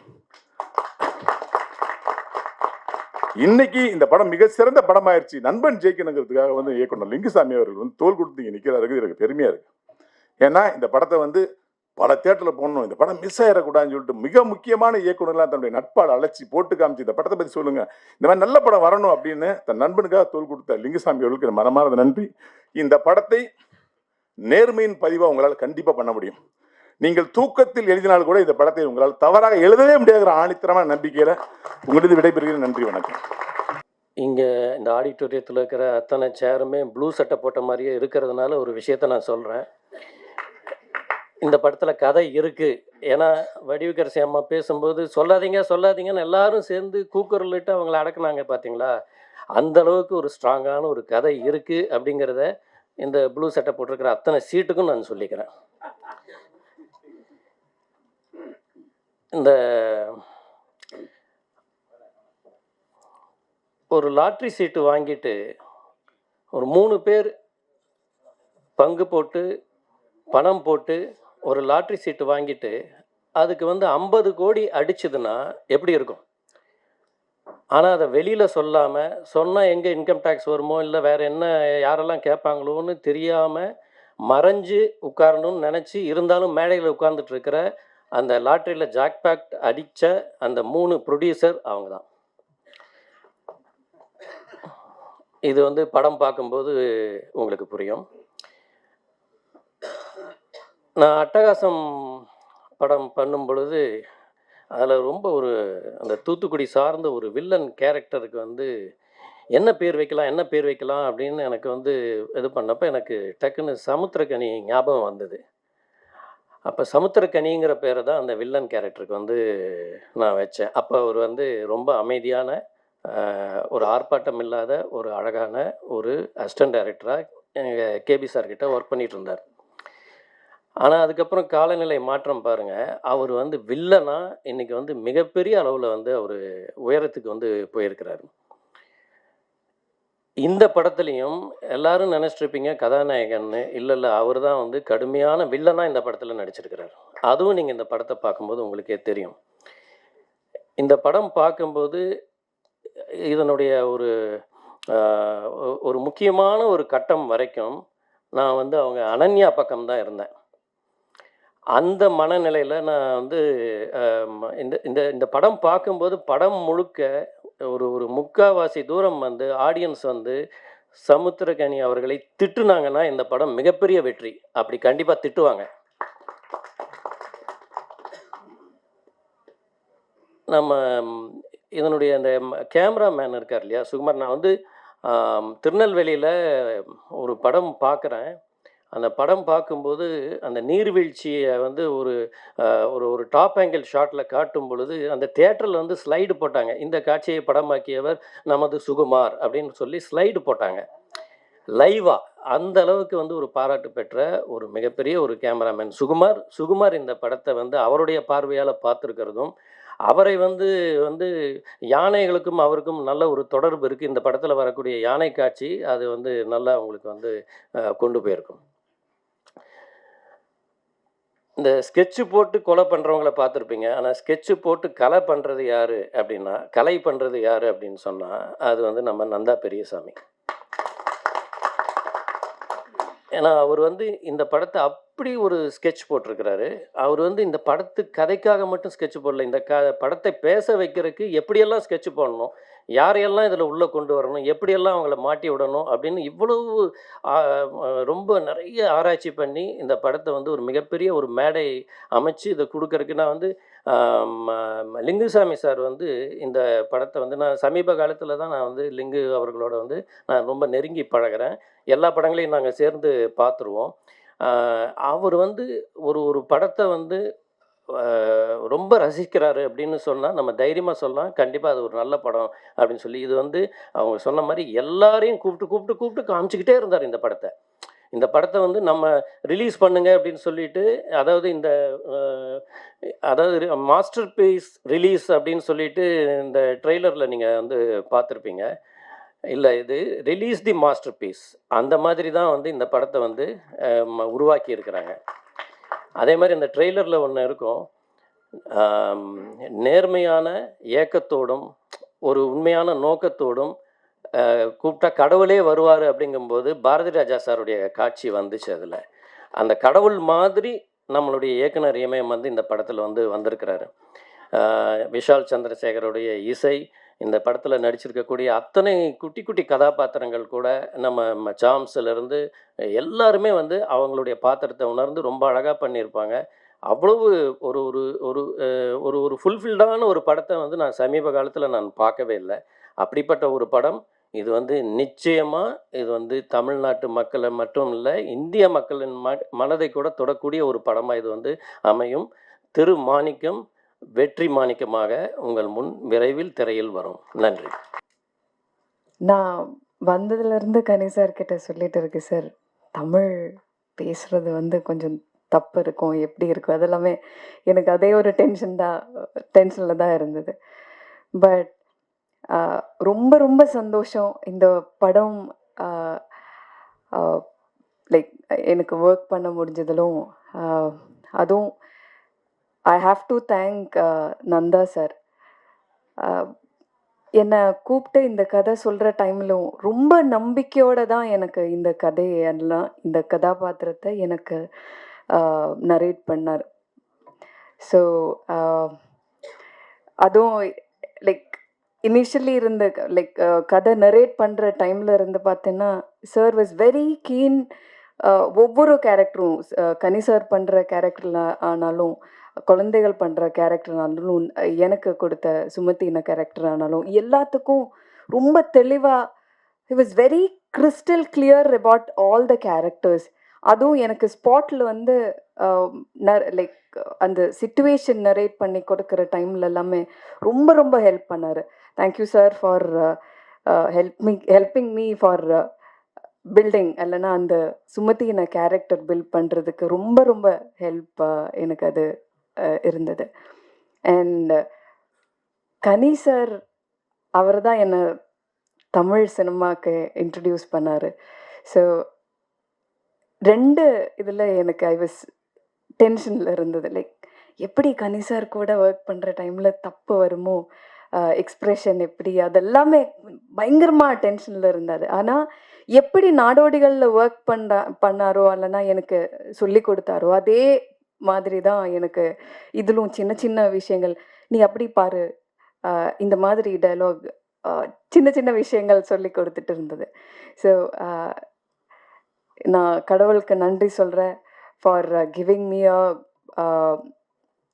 காட்ஃபாதர். இல்லைன்னா ஒரு பெரிய டைரக்டர் ஒரு ஆக்டர் எனக்கு is like your Godfather for me in Tamil cinema. அது நான் சொல்லி தான் ஆகணும். ஏதாவது இருந்தேன்னா கூப்பிட்டு கேட்பாரு, நான் சார் இந்த மாதிரி வந்திருக்கு, அது வேணுமா வேண்டாமா எல்லாம். So anyway I am very thankful to God and இங்கே வந்திருக்கிற எல்லா ப்ரெஸ்ஸுக்கும் நான் ஐ ஹாவ் டு சே, இந்த படம் பியூட்டிஃபுல்லான படம். நான் படம் பார்த்ததில்லை இது வரைக்கும். ஆனால் நிறைய பேர் படம் பார்த்து நந்தா சார் அப்பப்போ கூப்பிட்டு, மேடம் இந்த மாதிரி படம் பார்த்துருக்காங்க, எல்லோரும் அப்படி ரொம்ப பாராட்டுறாங்க. லைக் அதெல்லாம் கேட்குற டைமில் நானே லைக் ஐ வாஸ் லைக், நிஜமா அப்படி இருக்கா, அப்படி சொல்லியிருக்கா சார் நான் பண்ண கேரக்டரை பற்றி, அதெல்லாம் அப்படியெல்லாம் தான் மனசில் இருந்தது. பட் இங்கே வந்து இந்த ட்ரெய்லர் பார்த்த டைம்லும் நிறைய டைரக்டர்ஸ் லைக் ஆக்டர்ஸ் எல்லாருமே அவரோட ரிவ்யூஸ் சொல்கிற டைமில் I was like yeah something magic has happened in this film. அப்படி ஒரு நம்பிக்கை எனக்கு வந்திருக்கு. So thank you so much for எல்லோரும் இங்கே வந்ததிலும் ரொம்ப நன்றி. And please do promote Thiru Manickam. And இது ரொம்ப நல்ல ஒரு ஃபிலிமாக இருக்கும். நேர்மையான, எல்லோரும் சொல்கிற மாதிரி நேர்மையான ஒரு நல்ல குட்டி கதையை மக்களுக்காக நந்தா சார் என்ன சொல்கிறது பில்ட் பண்ணி வச்சுருக்காரு. Thank you so much. பத்திரிகை, தொலைக்காட்சி, ஊடக சகோதர சகோதரிகளுக்கும், மேடையில் அமர்ந்திருக்கக்கூடிய விற்பனர்களுக்கும், முன்னேற துடிக்கும் முன்னே அமர்ந்திருக்கக்கூடிய அத்தனை சினிமா சம்பந்தப்பட்ட அனைவருக்கும் எனது மாலை வணக்கம். நான் அதில் பங்கு பெற்ற காரணத்தினால நிறையா காக்கைக்கு தன் குஞ்சு கோல்டு குஞ்சும்பாங்க. அது நான் இதை பற்றி அதிகமாக பேசுவதை விட இந்த படத்தை பார்த்தவர்கள் பார்த்துருப்பீங்க. சில வருடங்களுக்கு ஒரு முறை தான் சில நல்ல கதைகள் மாட்டோம். நான் அன்பு தம்பி நந்தாக்கிட்ட கூட சொன்னேன், இதே மாதிரி கதை இம்மிடியட்டாக மாட்டாதரா, அப்புறம் நினச்சதெல்லாம் கதைன்னு எழுதிப்பாதரா செல்லக்குட்டி அப்படி சொன்னேன். லிங்குசாமி சார் அவர்களுக்கு எப்படி எவ்வளவு படங்கள் அவர் இயக்கியிருந்தாலும் கூட பெரிய பெரிய படங்கள், அந்த ஆனந்தம் என்பது அவரது இதயத்தின் அடித்தளத்தில் ஒரு குழந்தை போல், செல்ல குழந்தை போல் இருக்கும். அதை தம்பிக்கு கொஞ்சம் லேட்டாக அமைஞ்சிருக்கு. நந்தாவுக்கு லிங்குக்கு எப்படி ஆனந்தமோ அதை போல் தம்பி. ஏன்னா அவன் அடிக்கடி சொல்லுவேன், ஒரு ஒரு தெருவில் நடந்து போகிறோம், ஒரு நகை ஒன்று கிடக்குது, ஒரு 7.25 பவுனில் ஒரு நெக்லஸ்ஸு. பார்த்தவன் என்ன பண்ணுவான், சூப்பராக எடுத்து பிரச்சனையெல்லாம் தீர்த்துருக்க வேண்டியதான். இல்லை இன்னொரு என்ன பண்ணுவான், ஐயோ யார் பெற்ற பிள்ளையோ பொம்பளை நெக்லஸ்லாம் பொண்ணு தானே, ஐயோ தொலைச்ச பொண்ணு எங்கேயும் நின்று எந்த முட்டு சிந்தில் அழுதுகிட்டு இருக்கோ, அது எப்படியாவது கொண்டு சேர்த்தப்படணும்டா அப்படின்னு தெருவாக கேட்டியாம்பா. 7.25 நெக்லஸ் எங்கேயாவது தொலைச்சாங்களா? ஆனால் இவன் எப்படி தெரியுங்களா தம்பி, அதை அப்படியே பார்த்துட்டு அப்பா அந்த பக்கத்தில் போயிடக்கூடாதுரா அப்படின்னு. இளநிக்குள்ளே இருக்கிற தண்ணி மாதிரி எழுதாத கவிதை மாதிரி அவன். ஒரு செட்டில் ஒரு பேட் வேர்டு மருந்துக்கு கூட பயன்படுத்தாதான் சார். அந்த முடியை சொல்கிறப்படுத்து கூட ரோமத்தை நீவிட்டீங்களா அப்படின்னு தான் கேட்பான். மயிரை சீவிட்டீங்களான்னு கூட கேட்க தெரியாது. அந்த மாதிரி ஒரு அற்புதமான இப்படியெல்லாம் நல்லவனாக இருக்க முடியுது. ஆனால் இவன் நடிக்கிறானா என்னடா, நான் பதட்டத்தோடவே பழகிறேன். இதுதான் அவனுடைய முதல் ஃபஸ்ட்டு பதட்டத்திலே பழகினேன். அப்போ நான் கனி எனக்கு முன்னால் நிறைய நாள் நடிச்சிருச்சே தம்பியோட அவருடைய எடை போட்டு பார்க்குற பொழுது ஏன்னா கனி என்னால் செயற்கையாக முடியாது. அது எப்படி செயற்கை அடுத்தவன் காதலியை விட்டு அமெரிக்கா போனது மாதிரி செயற்கை வாழ முடியாது. அதனால் நான் அவனை பார்த்து இவ்வளவு அற்புதமாக இருக்கிறானே, ஓஹோ அப்போ ஏற்பட்ட சிந்தனை கொண்டவன், நல்ல பாசிட்டிவ் தாட்ஸ் இருக்கக்கூடிய ஒரு பிள்ளை முரட்டுத்தனமான வெற்றிகளை குவிச்சு நேரம் ஒரு 7-8 வீடு வாங்கிட்டு ஒரு 5-6 வீடு வாடகைக்கு வேறு விட்டுருக்கலாமே, என்ன பிரச்சனைனா வாடகை வீட்டில் இருக்கானே, இங்கே பிரச்சனை இருக்குது அப்படின்னு யோசிச்சு பார்க்குறப்ப தான் தெரியுது. இல்லை 24 கேரட்னா அப்படியே கொடுத்துடணுன்னே, செம்பு கலந்துடக்கூடாது, குறியாக இருந்தான். இந்த படத்தில் சரண் சார் அவர்கள் சொன்னதை போல் எந்தெந்த இடத்தில் எந்தெந்த கதாபாத்திரம் இந்த கதையை நகர்த்துவதற்கு தேவையோ எங்களை போன்றவர்களையெல்லாம் அங்கே அடுக்க கரெக்டாக வச்சுட்டு அந்த கமர்ஷியல் ஃபார்ம்லாம் சொல்லணும்ல, பரிசுத்தமான கதை. அதை வெகுஜன மக்கள் குடும்பத்தோடு உறவோடு பார்ப்பதற்கு தகுதி கொண்ட ஒரு படமாக படிச்சிருக்காப்புல. கண்டென்ட் ஒன்று தான். ஹரிச்சந்திரன் நாடகத்தை பார்க்காமல் இருந்தால் காந்தியடிகள் நம்மளுக்கு கிடையாது. மறுபடி கந்தசாமி முதலியார்னு ஒருத்தர் இருந்தார். அவர் தன் தந்தையினுடைய இறப்புக்கு கூட மாறு வேஷத்தில் தம்மு கடிச்சிட்டு போனார். இந்த உலகம் தன் சொந்த குடும்பத்தை வறுமையில் தள்ளிவிட்டு எத்தனை மகானுபாவம். 18வது வயசில் கம்யூனிஸ்ட் இயக்கத்தினுடைய தலைவர் தன் மகளை 18 வயசில் பார்க்குறாரு. தலைமுறை வாழ்க்கையை வாழ்ந்துட்டு கம்யூனிஸ்டத்தினுடைய அந்த இயக்கத்துக்கு போகிறாரு. மகளை பார்க்குற 2 பெண்ணு நிற்கிது. அந்த பெண்ணு, அப்பா நான் அவங்க பொண்ணுப்பா நான் அறிமுகப்படுத்துது. நிறைய பேர் அதை போல் நீ நல்லவனா நடி. நம்ம வாழ்க்கையில் என்ன, நான் இப்போ கடைசியாக இப்போ புரிஞ்சு நான் நல்லவனை சமீபமாக நான் நல்லவனை நடிக்க ஆரம்பிச்சிட்டேன். அப்போ தான் நல்லவனாக ஆயிட முடியும். ஒருவன் நல்லவனாக நடிக்க ஆரம்பித்தா பக்கத்து அவர் நல்லவரா, சரி ஐயோ நம்ம முந்தானாலும் முதற்கொண்டு கலவன்றிருக்க நல்லவன் சொல்கிறாங்கடா. அந்த தெரு அது நல்லவர் வர்றாருங்க, ஐயையோ இது எப்படி ஏற்றுக்கிறது, தகுதி இல்லாத ஒரு விஷயத்தை நம்மகிட்ட கொடுக்குறாங்களே எப்படி ஏற்றுக்கிறது. நல்லவர் வர்றாருப்பா, நல்லவர் வர்றான்னா வீட்டுக்கு வர்ற பொழுது மனசு மாறியிருப்பான் அன்னையிலேருந்து. ஸோ நல்லவனாக நடிக்க ஆரம்பித்தாலே, இந்த உலகம் நல்லவன் என்று சொல்ல ஆரம்பித்தாலே நல்லவனாக மாறி விடுவான். அதே போல தான் இந்த கதை, அற்புதமான கதை.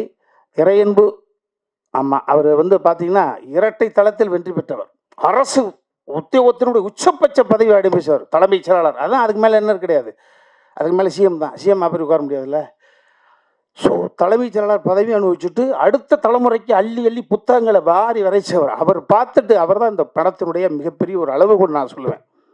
மற்றவர்கள் கூட நட்புக்காக கூட 1-2 வார்த்தை யதார்த்தமாக எக்ஸ்ட்ரா பேசியிருக்கலாம், அவர் பேச வேண்டிய அவசியமே கிடையாது. பார்த்துட்டு என்கிட்ட பேசுகிறார், படைப்பு அற்புதமான படைப்பு. ஒரு வினோத சித்தத்தை பார்த்துட்டு வந்தவுடனே திருமாணிக்கு அப்படியே நிற்கிது. வினோத சித்தத்தை தம்பி சமுத்திரக்கனி அவர்கள் பக்கத்தில் தலைமைச் செயலாளர் இருந்தாங்க. இந்த படத்தை பார்ப்பதற்கு அழைச்சி வச்சுருந்தோம். அப்போ அதை பார்த்துட்டு அவர் போயிட்டார், தலைமைச் செயலாளராக இருக்கார். நாளைக்கு ஒரு அரசியல் சிக்கல் வந்துடக்கூடாது, அதிகார வர்க்கத்தில் பிரச்சனை வந்துடுன்றதுக்காக பதட்டத்தோடு பயத்தோடு போகிறாரு. அவர் துணைவியார் வந்தார், அப்படியே சமுத்திரக்கனி பிடிச்சிரு, என் கணவரை என் பக்கத்தில் 2 மணி நேரம் உட்கார வச்சுட்டீங்க, ரொம்ப மகிழ்ச்சி. என் புருஷனை என் பக்கத்தில் 2 மணி நேரம் உட்கார வச்சுட்டீங்க, ரொம்ப மகிழ்ச்சி. போதுங்க, மனப்பாடம் ஆயிடுச்சுங்க எங்களுக்கு டைலாக். இந்த மாதிரி ஸோ அதை போல் இன்னொரு அற்புதமான ஒரு உணர்வை படைக்கக்கூடிய ஒரு படம். நான் அடிக்கடி சொல்லுவேன், கதை என்பது பண்ணிடலாம், அந்த கதையை யார் ஏற்று நடிப்பார், அந்த கதையோடு ஒன்றுவதற்கு தகுதி கொண்ட ரியல் இமேஜ் கொண்டவ வேணும். ஸோ இந்த திருமாணிக்கத்தை நீங்கள் நிச்சயமாக சொல்ல, வேறு யாரோட போய் ஒட்டி பார்த்தாலும் ஒத்துக்க மாட்டாங்க. கரெக்டாக சரண் சார் சொன்னாங்க, பாதி வரை சமுத்திரக்கனி மீது கோபம் வரும். எஸ், அந்த கோபம் என்பது வேற மாதிரி கோபம். அந்த படத்தை பார்க்கிறவங்களுக்கு புரிஞ்சுப்பீங்க. இப்படியானா ஒருத்தர் இருப்ப, இப்படியானா அப்படின்னு ஒரு ஸோ ஒரு அற்புதமான ஒரு ஃபீல், அற்புதமான ஒரு நல்ல ஒரு படைப்பு. இந்த படைப்புக்குள்ளே நானும் இருக்கேன்றதில் நான் ரொம்ப மகிழ்ச்சி. ஒரு கெஸ்ட் ரோல் தான் பண்ணியிருக்கேன். அதெல்லாம் தாண்டி என் தம்பி சமுத்திரக்கடி சொன்னான், எல்லாம் என்னப்பா பிறந்த ஊர்லேருந்து போயிட்டு ஆந்திராவுக்கு போயாச்சு, ஆந்திராவிலேருந்து ஒரு தயாரிப்பாளர் கொடுத்து வந்துருச்சு. பிள்ளை ஆந்திராவிலேருந்து சமுத்திரக்கனியை கதையின் நாயகனாக வைத்து பணத்தை போடுவதற்கான ஒரு, அப்போ எப்படி பெரிய விஷயம். சொந்த ஊரில் பேர் வாங்குறதே பெரிய விஷயம் சாமி. அசல் ஊரில் பேர் வாங்கி ஒரு இன்வெஸ்டர் கொண்டு வந்திருக்கின்றது இதுதான் இந்த கதை. ஸோ நிச்சயமாக இந்த திருமாணிக்கம் என்பது எல்லோருடைய இல்லங்களிலும் உள்ளங்களிலும் அற்புதமாக ஒரு படைப்பாக போய் சேரும். எனக்கு நம்பிக்கை இருக்கு. நன்றி. அனைவருக்கும் வணக்கம். நான் ஆந்திர தேசத்திலிருந்து இங்கே வந்து இந்த படம் எடுத்திருக்கேன். இதுக்காக கொஞ்சம் தமிழ் அவ்வளோ சரியாக வராது, எதனா இருந்தால் மன்னிச்சுக்காங்க. ஆக்சுவலாக இந்த கதையை பற்றி, இந்த படம் பற்றி சொல்லணும்னா, முதலாக இந்த படத்தை பற்றி, இந்த கதையை பற்றி சொன்னவர் என் நண்பன் பிரதர் ராஜா செந்தில் அவர்கள். அவர்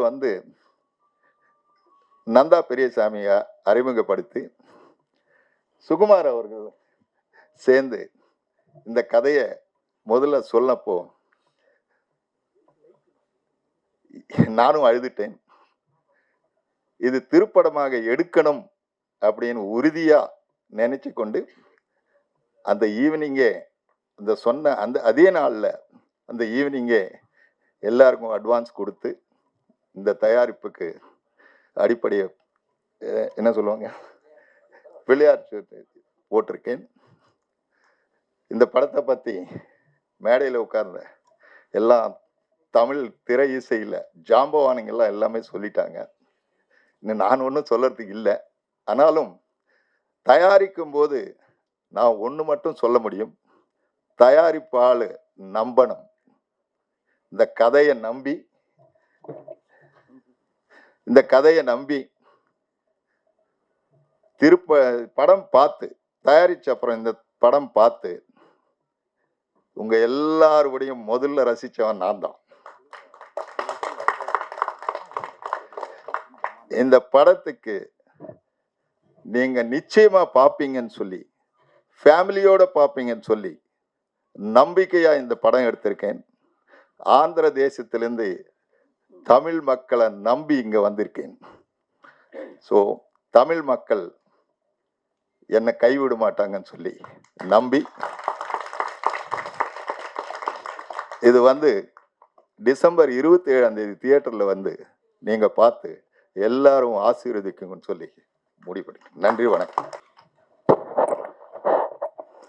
எல்லாருக்கும் வணக்கம். நம்ம ப்ரொடியூசர் எவ்வளவு இன்வால்வ் ஆகிட்டாருன்னா அந்த படத்தில், இந்த படத்தை எடுக்க ட்ரை பண்ணங்கிறப்ப திருப்படம்ட்டார், படத்துக்கே திரு போட்டார். தப்பாக பேசினாலும் தமிழ் அழகாக இருந்துச்சு அந்த வார்த்தையில். நந்தா பெரியசாமி, எனக்கு ரவிராதா. சென்னைக்கு வந்த டயத்தில் 18 சாரதாம்பாள் தெருன்னு அங்கே தான் நாங்கள்லாம் குடியிருந்தோம். நானும் வசந்த பாலன், பிருந்தா சாரதி, மணி பாரதி, மேக்ஸிமம் எல்லாமே டைரக்டர்ஸு, பாலசக்திவேல். அந்த ரூமுக்கு வந்துட்டு போனவங்க கூட டைரக்டர் தான். அது மிக முக்கியமான ஒரு அறை எங்கள் லைஃப்பில். நான் பிருந்தா சாரதி அசிஸ்டன்டாக சான்ஸ் கேட்டு வேலைக்கு போகிறதுக்கு முன்னாடி எதாவது பண்ணணுமே, எங்கள் பிழைக்கிறதுக்கு எதாவது பண்ணணும்னு சொன்னப்போ, கவிதையெல்லாம் எழுதுவான், இவனை கொஞ்சம் பாருன்னு சொல்லி என்னை யார்கிட்ட அனுப்பி வச்சா அப்படின்னா, நந்தா பெரியசாமிக்கிட்ட குங்குமம் பத்திரிகையில் வேலை பார்த்து முடிச்சுட்டு உஷா பத்திரிகையில் வேலை பார்த்துட்டு இருந்தான். அப்போ போய் பார்க்கறதுக்காக போனேன்.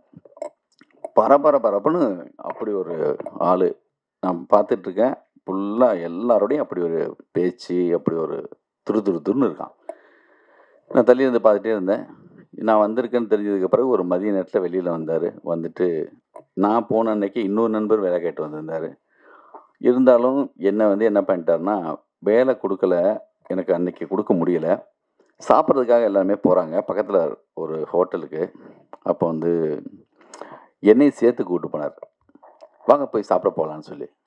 அன்னைக்கு போட்ட ஒரு சாப்பாடு இருக்குல்ல, நான் கூடவே நிற்கிறேன் எல்லாம் சொல்கிறதுக்கு காரணம்னா, எந்த எதிர்பார்ப்பும் இல்லாமல் அது சென்னையில் ஒரு நண்பன் முத பார்த்தப்ப கூட்டு போய் போட்ட அந்த சாப்பாடு இருக்குல்ல, அந்த நன்றி லைஃப் லாங் எனக்கு எப்பயுமே அது இருக்கும்.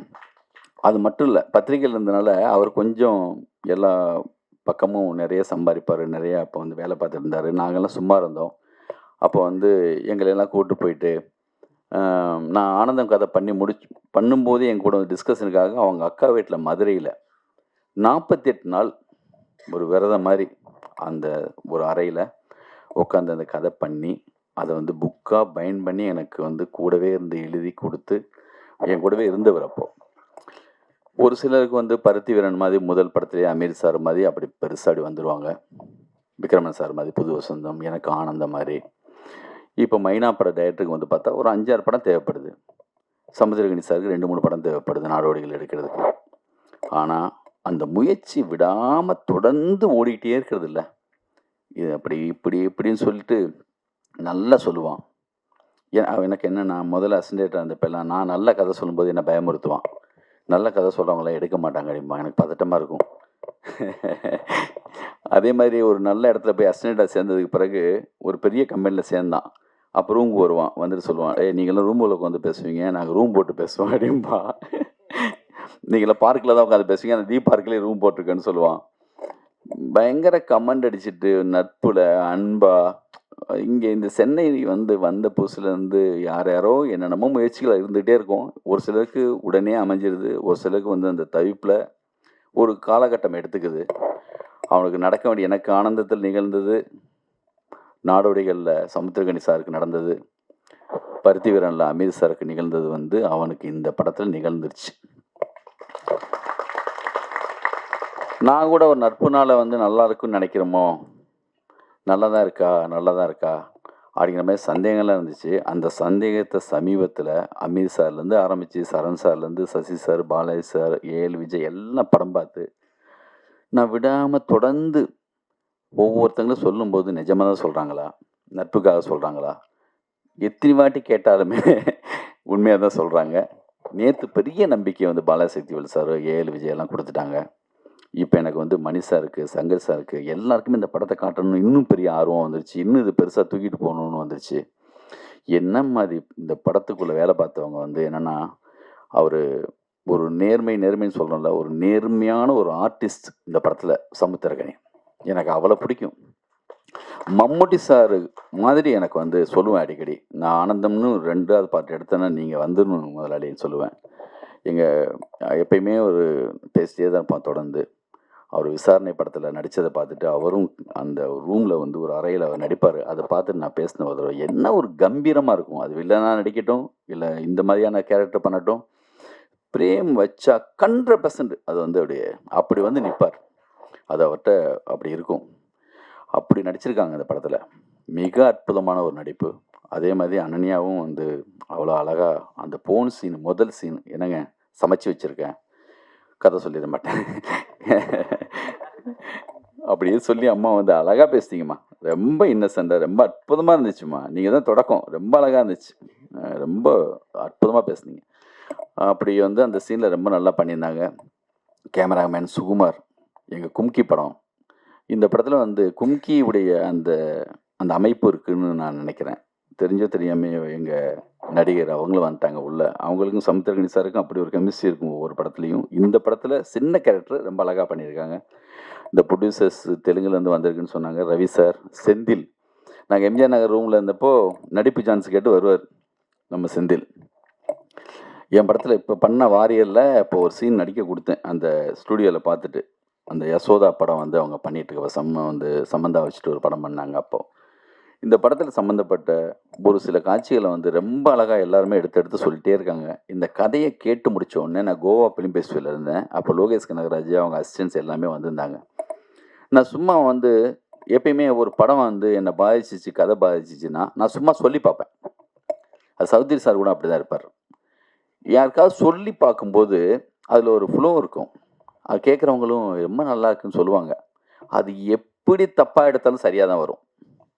அதான் சௌத்ரி சார் 43, 44 புது டைரக்டரை இன்ட்ரடியூஸ் பண்ணது காரணம் என்னென்னா, அவர் கதையை நம்பினதுக்கு பிறகு கவலையே பட மாட்டார். நல்ல விஷயத்தை இப்படி எடுத்தானே அப்படி எடுத்தானே அது வரியா அப்படிம்பார். டைரக்டர் பக்கம் இல்லையா, யார் சொன்னாலும் சரி தான் டைரக்டர் தான் சொல்லுவார் அவர். அது மாதிரி என்ன கஷ்டப்படாலும் சரி அந்த கதையை எடுத்துருக்கவே முடியாது. அது வந்து நான் சும்மா கிண்டல் கூட சொல்லுவேன். நான் விளையாட்டுக்கு ரவியை எப்பயுமே கிண்டல் பண்ணுவேன். அவன் சொல்லுவான், நான் ஆஸ்காராவே வாங்கிட்டு வந்தாலும் ரூமுக்கு வந்தாலும் நீங்கள் இருந்தாலும் கிண்டல் தாண்டே என்ன பண்ணுவீங்கன்னு சொல்லுவான். அது சும்மா ஒரு அன்பின் வெளிப்பாடு தான். இன்றைக்கி மகன்லாம் வந்திருக்காங்க. உண்மையான சரியான சந்தோஷத்தை பட வேண்டிய நேரம் வந்துருச்சு. அம்மாட்ட போய் சொல்லுங்கள். எனக்கு சொல்லுவாங்க அப்பப்போ, ஒரு மெசேஜ் போட்டாங்க சமீபத்தில் கூட, ஓடிக்கிட்டே இருக்காருங்க, நிற்கவே மாட்டேங்கிறாரு, எப்போ தான் அவருக்கு சரியாக நடக்கும்னு தெரியலை. வந்து சிந்தனையெல்லாம் கதை பேசுகிறதுல கதை பண்ணுறதுலாம் அந்த நாலேஜ் பயங்கரமாக இருக்கும். ஹிந்தியில் ஒரு கதை கொடுத்து மிகப்பெரிய கதை ஒன்று கொடுத்தான் அந்த ஹிந்திக்கு கூட. அதனால் வந்து மிக சரியான நேரத்தில் வந்து சேர்ந்துருவாங்க மட்டும் தெரியும். இந்த படத்தில் நம்மளால் என்ன பண்ண முடியும் அப்படிங்கிறப்போ எத்தனையோ படம் ரிலீஸ் பண்ணோம். நம்மளுக்கு இடையில எவ்வளவோ ஏற்ற இறக்கங்கள் பிரச்சனைகள் இருந்தாலும் இந்த படத்துக்குள்ளே இருக்கணும் அப்படின்ட்டு மாஸ்டர் பீஸ் இந்த படத்தை ரிலீஸ் பண்ணுது வெங்கடேஷ் சார். அவர் தான் கூட இருக்கார். சமீபத்தில் அது வந்து முக்கியமான 2-3 படங்கள் ரிலீஸ் பண்ணாங்க. இந்த படம் மிக முக்கியமான படமாக இருக்கும். எனக்கு ஆனந்தம் மாதிரி மிக அற்புதமான ஒரு விஷால் சந்திரசேகர் அவ்வளோ அற்புதமாக மியூசிக் பண்ணியிருக்காங்க. இந்த படத்தை பார்த்துட்டு பாராட்டின என்னுடைய எல்லா சக இயக்குநர்களுக்கும் நன்றி. இன்னும் இந்த படத்தை எவ்வளோ தூரத்துக்கு அழகாக கொண்டு சேர்க்க முடியுமோ அப்படி கொண்டு சேர்ப்போம். நீங்கள்லாம் இருக்கீங்க, உங்களிலேருந்து வந்த ஒரு ஆள் அவன். நீங்கள் கண்டிப்பாக இங்கே இருக்கிற ஒவ்வொருத்தங்களும் வந்து உங்களோட தான் அவன் சுற்றிட்டு இருந்தான், அவங்களுக்கு எல்லாருக்குமே தெரியும். அதனால் மிக அழகாக இந்த படத்தில் பாடல் எழுதின சிநேகன், இது வரைக்கும் நான் ரொம்ப பிடிக்கும் அவரை. அவருடைய ஒவ்வொரு வரையும் ஒவ்வொருத்தனையும் சொல்லிகிட்டே இருப்பேன். இது வரைக்கும் என் படத்தில் அமையலை. கண்டிப்பாக கூப்பிடுவேன். கண்டிப்பாக என் படத்தில் அடுத்த படத்தில் கண்டிப்பாக எழுதிடலாம். அதே மாதிரி இளங்கோ சமீபத்தில் மிக மிக முக்கியமான படம் பொன்னியின் செல்வன். அந்த படத்தில் எழுதுறதுக்கு ஒரு பெரிய நான் எவ்வளோ பெரிய டீம் அதில் உட்காந்து ஒரு படத்தில் ஒர்க் பண்ணுறதுங்கிறது பெரிய விஷயம். அவரும் மிக அற்புதமான ஒரு பாட்டு எழுதியிருக்காரு. ரிவான்ஸா, சுசில் சார் பெரிய சப்போர்ட். இப்போது எங்களுக்கு இந்த படத்தில் அடுத்தடுத்த படங்கள் பண்ணுறதுக்கு மிகப்பெரிய சப்போர்ட்டு. எங்கள் பிரதர் மாதிரி அவரும் எங்களோட இருக்காங்க. இந்த படத்தில் ஒரு குட்டி குழந்தைங்க, 2 பசங்க, ஷாம், எல்லாமே எல்லாருக்கும் யார் பேராவது விட்டுருந்தால் மன்னிச்சுக்கோங்க. எல்லாருக்கும் வாழ்த்துக்கள். மிக பெருசாக வரும். இந்த அமீர் சாருக்கு, நம்ம சமுத்திரகாரன் சாருக்கெல்லாம் டைரக்டராக என்னெல்லாம் பேர் கிடைச்சதோ அந்த மாதிரியான பேர் உனக்கும் இந்த படத்து மூலமாக கிடைக்கணும். எனக்கு ஆனந்தம் மூலமாக கிடைச்ச அந்த பேரெல்லாம் உனக்கு கிடைக்கணும். அதுக்காக முழுக்க முழுக்க உன் கூடவே இருப்போம், லைஃப் லாங் இருப்போம்னு சொல்லிட்டு நன்றி, வணக்கம். எல்லோருக்கும் மாலை வணக்கம். எனக்காக எப்போயுமே குரல் கொடுப்பாரு, இப்போ குரல் கொடுத்து ஹெல்ப் பண்ணுறாரு. நன்றிண்ணா. நான் வந்து 2 விஷயத்த நான் வந்து ஃபார்முலாவாக வச்சுருக்கிறேன். ஒன்று வந்து புத்தர் சொன்ன உன் மனம்தான் விதி, அதுதான் நான் வந்து ஃபார்முலா வச்சுருக்கிறேன். இன்னொன்று வந்து ஓடிக்கொண்டே பிரார்த்தனை பண்ணுவோம். இந்த 2 தான் வந்து இன்ன வரைக்கும் ஓடுறதுக்கு ஒரு காரணமாக இருக்குது. இந்த திருமாணிக்கம் வந்து ஊர் கூடி இழுத்த தேர், இந்த வடத்தை வந்து எல்லாருமே ஒவ்வொரு கைப்பிடிச்சு ஹெல்ப் பண்ணியிருக்கிறாங்க. இந்த கதை முதல்ல நான் சுபாஷ் சந்திர போஸ், திருப்பதி சுபாஷ் சந்திர போஸ் சொன்ன உடனே எப்பயுமே என்னை திட்டிகிட்டு இருப்பார், என்னை பாராட்ட மாட்டார். முதல்ல பாராட்டு வாங்கி கொடுத்த கதையாக அவர் நம்பி மேலே உடனே லிங்குசாமி சார்கிட்ட கூட்டிகிட்டு போய் நீங்கள் இந்த கதையை சொல்லுங்கன்னு சொல்லி அன்னைக்கே அங்கே இருக்க டேரக்டர்ஸ் பன்னீர்செல்வம், பிருந்தா சார் எல்லாத்தையும் கதையை சொல்லி இது வந்து படமாக வேண்டிய கதை அப்படின்னு சொல்லி ஒரு பிள்ளையார் சொல்லி போட்டது அவங்க. அதுக்கு பிறகு சில பல காரணங்களால் வந்து காலதாமதம் ஏற்பட்டோன்னா ராஜா செந்தில் மூலம் ஜிபேர் ரவிக்குமார் சார் வந்து இந்த படத்தை ஆரம்பித்தார். இன்னைக்கு இந்த படம் வெளியே வந்த ஃபர்ஸ்ட் காப்பி முடிகிற வரைக்குமே நிறைய பேர், குறிப்பாக வந்து சமுத்திரக்கணி என்னை வந்து என்னுடைய ட்ராக் ஸ்டோரி, என்னுடைய பின்னாடி இருந்த எந்த கதையுமே கேட்கல. உடனே நான் ஷூட்டிங் போங்க, நீங்கள் டயட் பண்ணுங்கன்னாரு. எனக்கு ஒரு பதட்டமாக இருந்துச்சு. அவருக்கு ரொம்ப பிஸி ஷெட்யூலில் ஒரு நாள் கிடைக்கிறது கூட கஷ்டம். 25 நாள் தொடர்ந்து கொடுத்து இந்த மாணிக்கத்தை வந்து திருமாணிக்கம் ஆக்கணும். முதல் பெருமை வந்து அவருக்கு தான். ஏன்னா என்னைய நம்பினார். அவர் கதை நல்லா சொல்லுவார், எப்படி எடுப்பார்ன்ற எந்த கேள்வியுமே கேட்காம என்னை நம்பினார். திருநார்மல வால்மீகி தான் வந்து கம்பராமாயணம் எழுதினார். அந்த அடிப்படையில் என்னை நம்பி இந்த படத்தை கொடுத்த கணியனுக்கு ரொம்ப ரொம்ப நன்றி தெரிவிச்சுக்கிறோம். அப்புறம் அமீர் சார் வந்து எப்பயுமே வந்து நந்தா படத்தை வந்து முதல்ல காட்டுங்க நந்தா சார், காட்டுறக்கூடிய படம் இருந்துச்சா உங்களை காட்டுவேன் சார், அது வரைக்கும் காட்ட மாட்டேன்னு சொல்லிகிட்டே இருப்பேன். என்ன தெரியல, இந்த தடவை வந்து சரி காட்டுறேன்னு சொல்லி சொன்னார். கூப்பிட்டு போய் ஒரு பதட்டமாக ஒரு மழை அடித்து சென்னை சிட்டியே வந்து எங்கேயுமே நகல முடியாத ஒரு மழை நாளில் வந்து படத்தை பார்த்தாரு. இவர் ஒரே ஒருத்தருக்காக ஒரே ஒரு ஷோ போட்டு அவர் மட்டும்தான் தேட்டரில் பார்த்தாரு. அவர் ஒத்த ஆள் கிடையாது, 1000 யானைக்கு சமமாக விமர்சனம் பண்ணிட்டு போயிட்டார். எனக்கு ரொம்ப சந்தோஷமாக இருந்தது. அப்புறம் இந்த தம்பிராம அண்ணன் ரொம்ப என்கிட்ட அவர் அடிக்கடி சொல்லுவார், டே பெரிய பேர், பெரிய காரு, பெரிய புகழெலாம் கிடைக்கல நினைக்காத, கடவுள் உனக்கு எதையுமே கொடுக்கல நினைக்காத, ஒன்று வந்து எடுத்துக்கலே தானே. உன் ஒய்ஃப் நல்லா ஆரோக்கியமாக இருக்காங்க, உன் பொண்ணு நல்லா படிக்கிறா, உன் பையன் பெரிய இடத்துல இருக்கிறான், இதுக்கு நீ சந்தோஷப்படுறா அப்படின்னு அடிக்கடி சொல்லுவார். ஒரு எப்பயுமே ஒரு பாசிட்டிவாக நம்ம வந்து அடுத்தடுத்து ஓடுறதுக்கு ஒரு பெரிய ஒரு கீ கொடுத்துட்டே இருப்பார் அண்ணன். அப்புறம் இந்த படத்தில் நடித்த அத்தனை நடிகர்களும் வந்து வடிவுக்கு செய்ய மாட்டேன், இனிமேல் நான் வந்து 2 மணி நேரம் கதை சொல்ல மாட்டேன். அது இப்போ இந்த மேடையில் உறுதியாகிடுச்சு, எல்லாருமே பண்ணாங்க. ஆமாம். அப்புறம் ஐயா பாரதி ராஜா ஐயா வந்து இப்போ மலேசியாவில் இருக்கார். அவர் வந்து இந்த படத்துக்கு மிகப்பெரிய, அவரை வந்து நான் வந்து ஒரு டைரக்ட் பண்ணது மிகப்பெரிய ஒரு சந்தோஷமாக இருக்குது. கிட்டத்தட்ட ஒரு 7 நாள் வந்து ஹாஸ்பிட்டல் வந்து ட்ரிப்பு போட்ட கையோடு வந்து நடித்து கொடுத்துட்டு போனார். அவர் ட்ரிப்பு போட்டு என் படத்தை காப்பாற்றிட்டாரு. அப்புறம் கவிஞர் சினேகன், இளங்க கிருஷ்ணமூர்த்தி, அப்புறம் சொர்க்கோ, இப்படி எல்லாருமே அவங்க வரியிலாளர் படத்துக்கு வந்து ஒரு பெரிய ஒரு வாழ்வியலை கொடுத்துருக்குறாங்க. இந்த கதை நல்லா சொல்லுவேன், இதை எப்படி எடுக்கிறன்றப்ப இந்த கதையை வந்து இந்த சொன்ன கதையை விட அழகாக படம் பிடிச்சி கொடுத்த சுமார் அண்ணனுக்கு இந்த சமயத்தில் மிகப்பெரிய நன்றியை தெரிவிச்சுக்கிறேன். அதுக்கு உயிர் கொடுத்த விஷால் சந்திரசேகர். அப்புறம் இது எல்லாத்துக்குமே காரணமாக, இது படமாக வர்றதுக்கு காரணம் இந்த ராஜா செந்தில். அவர் தான் இந்த வந்து ப்ரொடியூசரை கூட்டிகிட்டு வந்து இங்கே வந்து தைரியமாக இந்த படத்தை எடுக்கலான்னு சொன்னார். ஜிபி ரவிக்குமார் சார் அடிக்கணும்னு சொல்லுவார், நான் நிறைய கதைகள் கேட்டேங்க, அந்த கதைகளாக எனக்கு நம்பிக்கை கொடுத்துச்சு, ஆனால் இந்த கதை மட்டும் தான் எனக்கு தைரியத்தை கொடுத்துச்சுன்னாரு.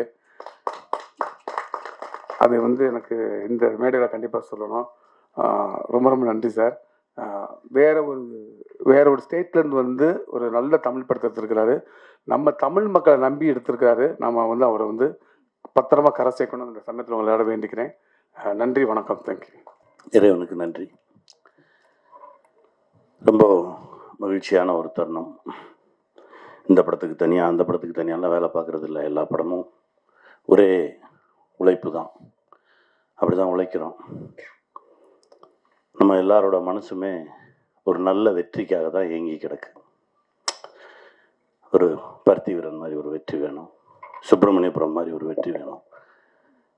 நாம் கண்ட வெற்றியவே திரும்ப நாம் வெல்லணும், அதை ஜெயிக்கணும், இதை ஜெயிக்கணும் இல்லாமல் நம்ம வெற்றியவே நம்ம வெல்லணும் அப்படின்ற ஒரு போராட்டம் தான் அப்பால சந்தித்தது. அதற்கு பிறகு தனியாக நின்று ஒரு படைப்பு கிடைக்கிறதுக்கு 7 வருஷம் ஆயிருக்கு. ரொம்ப உண்மையாக உழைச்சிருக்கோம்.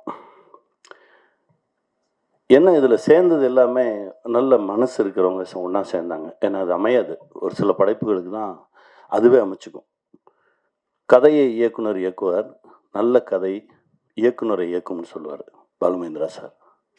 அந்த மாதிரி தான் இந்த கதை. தனக்கு தேவையான ஆட்களை அதுவே சேர்த்துக்கிச்சு. நந்தா வந்து கதையை சொன்னோடனே நான் சொன்னேன், முதல்ல நீங்கள் போய் பாரதி ராஜா அப்பா பாருங்கள். அப்பா கதை கேட்டு ஓகேனாருன்னா நம்ம உடனே போகலாம், இல்லை உங்கள் தேதி நீங்கள் போய் பேசிட்டு வாங்க அப்படின்னா உடனடியாக பேசினோம். போய் கதை சொன்னார். எனக்கு ஈவினிங் கூப்பிட்டாரு, நடிக்கிறேன்னு சொல்லிட்டாரு. அப்புறம் என்ன, படம் ஸ்டார்ட் ஆகிடுச்சு. அப்புறம் அம்மா வந்தாங்க, அதுக்கப்புறம் அனன்யா வந்தாங்க. இப்படி ஒவ்வொருத்தராக இதுக்குள்ளே சேர்ந்தாங்க.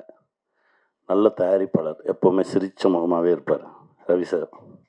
எனக்கு ரொம்ப நாளாக தெரியாது, அவர் நிற்பார், சிரிப்பார், நானும் சிரிச்சுட்டு போயிடுவேன். அப்புறமா தான் யார் ஒருத்தர் சிரிச்சுக்கிட்டே இருக்காரு அப்படின்னா, அவர் தானே தயாரிப்பாளர் அப்படின்னா செந்தில். அப்படி ஒரு அற்புதமான மனிதர், எங்கேயுமே தன்னை முன்னிறுத்திக்க மாட்டார். அவருக்கு அந்த கதை பிடிச்சிருக்கு, இந்த கதை அப்படியே படமாகணும், இதுக்கு என்ன அப்படின்றது மட்டும்தான் அவர் மனசில் இருந்தது. நேர்மையும் உண்மையும் எப்போவுமே வெல்லும் அப்படின்லாம் பேசிகிட்டு இருக்கோம். நேர்மையை பற்றி நிறையா பேசிகிட்டு இருக்கோம். அதாவது இயல்பாக இருக்கிறது தான் நேர்மை என்னை பொறுத்த வரைக்கும். நான் என்னுடைய காலங்களில் அப்படி தான் கடந்து வந்திருக்கேன். ரொம்ப இயல்பாக தான் இருப்போம். எனக்கும் அமீரண்ணனுக்குமான உறவு அப்படி தான் ஆரம்பிச்சது. எனக்கு அமீரண்ணனை தெரியும், தூரமாக இருந்து நம்ம சேரண்ணன் ஆஃபீஸுக்கு வெளியில் ஒரு டீ கடையில் நின்றுட்டுருக்கேன். அப்போ உன்னை சரணன் ரிலீஸ் ஆகிடுச்சு. அண்ணன் வந்து சேரண்ணனை பார்த்துட்டு அவருடைய ராம் படத்துக்கு ஒரு பூஜை இருக்குது, அதுக்கு வாங்கன்னு சொல்லி கூப்பிட்டுட்டு வெளியில் வந்திருக்காரு. எனக்கு தெரியாது. நான் டீ கடையில் ரோட்டில் நின்றுருக்கேன். போன கார் நிறுத்தி இறங்கி வந்தார். அந்த டீ கடை கூட டீ கடை கிடையாது, தள்ளு வண்டியில் கடை வச்சுருப்பாங்க. நேராக இறங்கி வந்தார். உன் படம் எனக்கு ரொம்ப பிடிச்சிருந்தது தம்பி, உன்னை சார்ந்தது எனக்கு ரொம்ப பிடிச்சிருந்தது. நான் சொந்தமாக ஒரு படம் எடுக்கிறேன், ராம்னு ஒரு படம். அதுக்கு இன்னும் 2 நாளில் பூஜை இருக்குது, நீங்கள் வரணும் அப்படின்னாரு. அப்படி தான் ஆரம்பித்தது. அதற்கு பிறகு திடீர்னு ஒரு நாள் நான் வந்து உதயம் தேட்டருக்கு வெளியில் ஆப்போசிட்டில் ஒரு பஸ் ஸ்டாப்பில் நின்றுக்கிட்டு இருக்கேன். எங்கே இருக்க அப்படின்னு ஒரு ஃபோனு. நான் அப்படியே ஆப்போசிட்டில் பார்த்துட்டு, அண்ணே உதயம் தேட்டருக்கு வெளியில் ஒரு பஸ் ஸ்டாப் கிட்டே நின்றுட்டு இருக்கேன் அப்படின்னேன். இப்போ தான் உனக்கு கடந்து போனேன், இந்த யூட்டர்ன் அடித்து வரேன், ஏன் ரோட்டில் நின்றுருக்க வா அப்படின்னு சொல்லி திருப்பி கூட்டிகிட்டு போனார். இந்த உண்மை இருக்குல்ல, இதுதான் நம்மளை இறுக்கி பிடிச்சிக்கும். சுப்பிரமணியபுரம் பண்ணும்போது அப்படி தான் எல்லாத்தையும் விட்டாச்சு. 3 மெகாவையும் கொடுத்தாச்சு. இந்த அசோசியேட்டுக்கு எல்லாத்துக்கும் கொடுத்து நான் நிராயுத பணியாக போகிறேன்.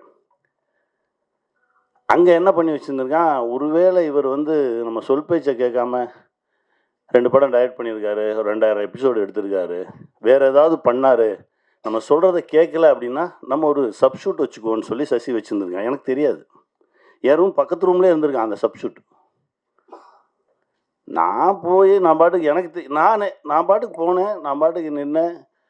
ஏன்னாப்பா நான் கூப்பிடவே மாட்டேறீங்க அப்படின்னா, இல்லை ஒரு 2 நாள் நீங்கள் சாப்பிட்டு தூங்க, அப்புறமா எடுப்போம், ஏன்னா ரொம்ப ஸ்ட்ரெஸ் ஆகிருக்கு முகம் அப்படின்னு சொல்லி ஒரு 2 நாள் ரெஸ்ட்டு கொடுத்தாங்க. 3ஆவது நாள் போய் ஷூட் பண்ணுறோம். ஒரே ஒரு ஷார்ட்னு அடிச்சு நீங்கள் கிளம்புங்க அப்படின்னாங்க. நான் போய் என்ன பண்ண போகிறேன், நீ தான் எடுத்துகிட்டு இருக்கல, நான் நிற்கிறேன் அப்படின்னு சொல்லி வேட்டியை மடித்து கட்டிட்டு க்ரௌடை கிளியர் பண்ணிகிட்டு இருந்தேன். க்ரௌடை கிளியர் பண்ணிட்டு இருக்கும்போது சசி கூப்பிட்டான், அண்ணே இங்கே வா, அதை பார்க்குறதுக்கெல்லாம் ஆள் இருக்குது, நான் நடிக்கிறேன், நீ எடு அப்படின்னா. அங்கே தான் ஆரம்பிச்சது. ஒரு உண்மையும் நேர்மையும் தான் நம்மளை இழுத்துக்கிட்டே போகும். அது முடித்தவொடனே சசி சொன்னான், நீ சொல்லு அவங்களா பேசிக்கிட்டான். என்னடா அப்படின்னா, ஒரு சப்ஸ்டியூட் வச்சுருந்தோம் பக்கத்தில், அது அவனுடைய நேர்மை. ஒரு சப்ஸ்டியூட் வச்சுருந்தோம், உன் கையில் நான் மைக்கை கொடுத்தவொடனே அவனை ராத்திரி அனுப்பிச்சிட்டேன் அங்கேருந்து அப்படின்னு சொன்னான். முதல்ல நடிக்க போகும்போது எங்கள் டைரக்டர் ஒரு சீரியல் ஷூட்டிங், ஒல்லியா ஒருத்தன், நான் போய் நிற்கிறேன், என்னமோ தெரில, என்னை பிடிக்கல உங்களுக்கு. அப்போ ஒரு காட்சி, அப்போ கூட நடிக்கிற அந்த நடிகர்கிட்ட அவர் சொல்லியிருக்காரு, ஓங்கி ஒரு எத்துங்க, நீங்கள் எத்துல அவன் போய் வெளியே விழணும், அவனுக்கு நடிக்கணுன்ற ஆசையே வரக்கூடாது அப்படின்னு சொல்லியிருக்காரு. இது எனக்கு தெரியாது. நான் அந்த சீனில் போய் நிற்கிறேன், அதாவது கூட்டத்தில் இருப்பாங்க, அதுலேருந்து ஒரு சின்ன ஒரு காட்சி போய் நிற்கிறேன். என்ன அந்த நடிகர் ஓங்கி எத்துனார், நான் அவன் எத்துனதை தாண்டி எங்கிட்ட போய் விழுந்துட்டேன். அவங்களா சிரித்தாங்க, எனக்கு நம்பிக்கை மட்டும்தான் இருந்தது. ஒன்படுறாங்க, திரும்ப போய் நின்னேன், திரும்ப தூக்கி எறியப்பட்டேன், ஆனால் நான் நடிகன் ஆயிடுவேன் அப்படின்ற ஒரு நம்பிக்கையும் நேர்மையும் மட்டும்தான் இருந்தது.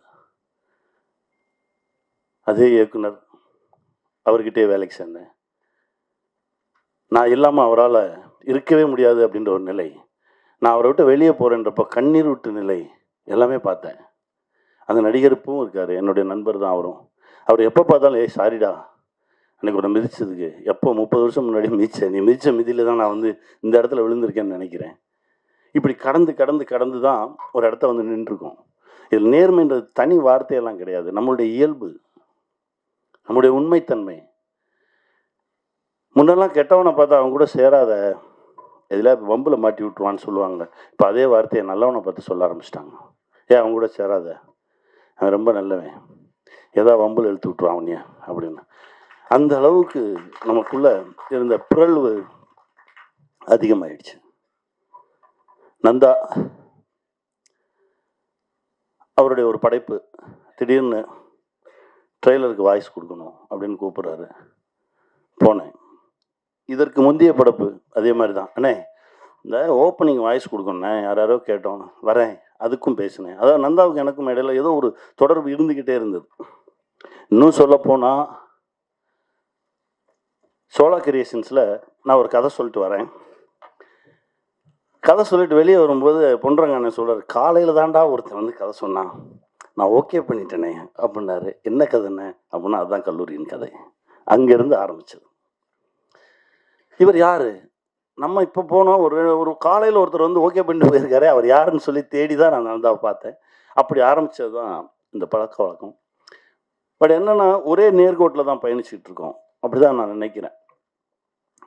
என்னை விட நல்லவன் நந்தா, அவ்வளவு நேர்மையானவன். எங்கள் அண்ணன் சொன்ன மாதிரி நான்லாம் அந்த 2வது ரகம், அது அந்த செயினை எடுத்து இது யாருதுனாவது கேட்பேன். நந்தா ஐயோ அப்படின்னு சொல்லி தள்ளி ஓடிடுவார். அவ்வளவு நல்லவர். நந்தா மனசுக்கு எப்போவோ மிகப்பெரிய ஒரு இடத்து தொட்டிருக்கணும். இப்போது அந்த வாய்ப்பு கிடைக்கும். ஏன்னா நம்ம எதுக்கு வேணாலும் ஆசைப்படலாம், எஃபர்ட்ஸ் போடலாம்.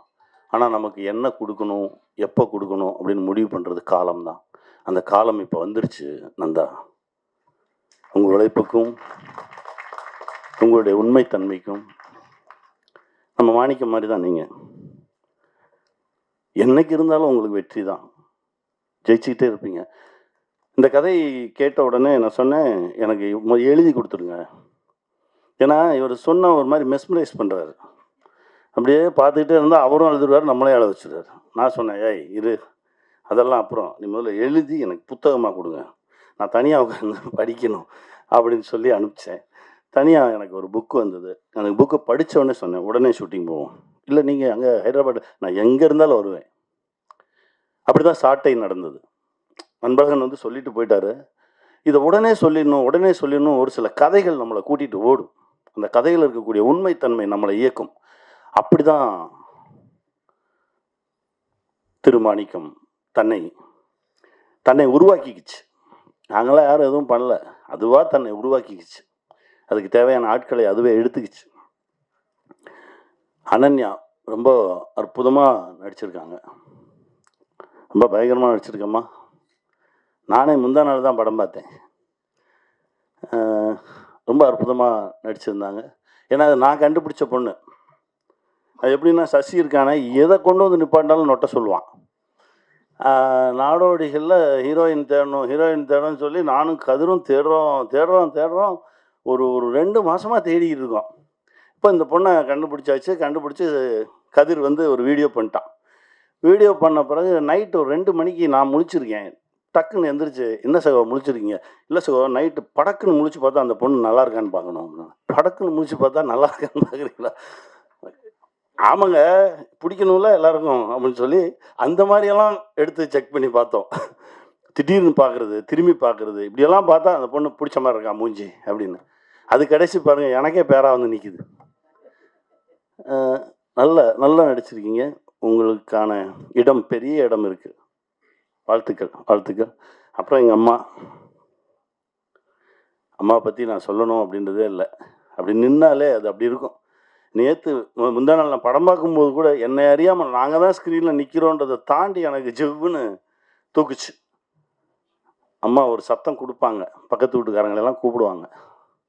அந்த இடம் என்னை அறியாமல் அப்படியே எடுத்துகிட்டு போச்சு. அதுதான், ஒரு சில இடத்துல ஒரு சிலவங்க நிற்கணும். அவங்க நின்னாதான் அது படைப்பு, அவங்க நின்னாதான் அதுக்கு உயிர் வரும். அப்பா பாரதிராஜா அப்பாவோட நடிக்கும்போது என்னை அப்படியே பார்ப்பாரு, பண்பற்ற நடிகன் ஆகிட்ட அப்படின்னு. இல்லைப்பா, அது அது அது வந்து என்னென்னா, மனோஜ் கூட சொன்னார். மனோஜ்னால ரொம்ப க்ளோஸ் ஃப்ரெண்ட்ஸு. மனோஜ் படம் பார்த்துட்டு சொன்னார், இல்லைடா நீ அப்பா கூட நிற்கும் போது அவரையே பார்த்து ரசிச்சுக்கிட்டே இருக்கடா, அது தெரியுதுடா அப்படின்னு. வேறு என்னடா பண்ணுறது? அப்படி தான் இருந்தது. அந்த அந்த அந்த 4 நாட்கள் 5 நாட்கள் அவரோட நிற்கும்போது இருந்த அந்த சக்தியும் அந்த மகிழ்ச்சியும் அதுக்கு அளவே இல்லை. நந்தாவுக்கு தான் நன்றி சொல்லணும். ரொம்ப மகிழ்ச்சியாக என் பிள்ளைங்க வாங்க, நீ வாடா, என் பிள்ளைங்களாவே இருந்தாங்க. இதில் வேற என்னன்னா, ஓடி வந்து 2 பேர்த்தையும் தூக்குன்றாரு. ஒரு பக்கம் எனக்கு வெயிட் இழுக்கும், இன்னொரு பக்கம் ஈஸியாக தூக்கிடுவேன். வாங்க, இது மூத்த பிள்ளை வளர்ந்துருச்சு இப்போ கொஞ்சம். வாடா. இவன் நானா, என்னுடைய சின்ன வயது நானா நடிச்சிருக்கான். அற்புதமான ஒரு நடிகன், ரொம்ப பெரிய தளம் இருக்கு. பிள்ளைங்க என்ன ஏதாவது பேசுறியா? பேசு, 2 வார்த்தை பேசு. வாடா, பேசுடா, பேசுடா, இந்தடா பேசு, பேசு. சமுத்திரக்கனி அங்கிள் வந்து ரொம்பவே கேர் பண்ணிக்கிட்டாங்க. பேசுங்க.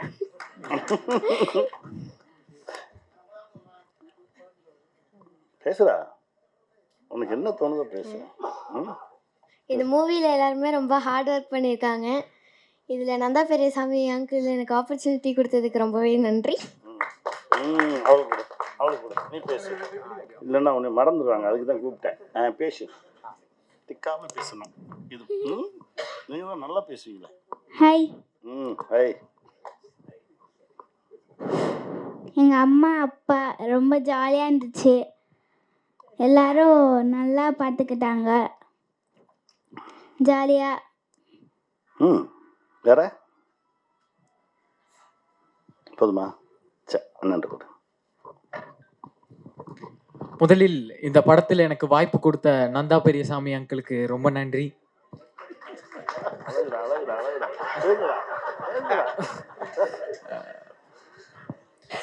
சின்ன வயசுல நான் டிவி பார்க்கும்போது விஐபியில் சமுத்திரக்கனி அங்கிளோட சீன் பார்ப்பேன். இப்படி ஒரு அப்பா இருப்பாங்க அப்படிங்கிறத பார்ப்பேன். இப்போ அவர் வாயாலேயே என்ன பெருமையாக சொல்லும்போது ரொம்ப பெருமையாக இருக்குது. Thank you so much uncle. Thanks.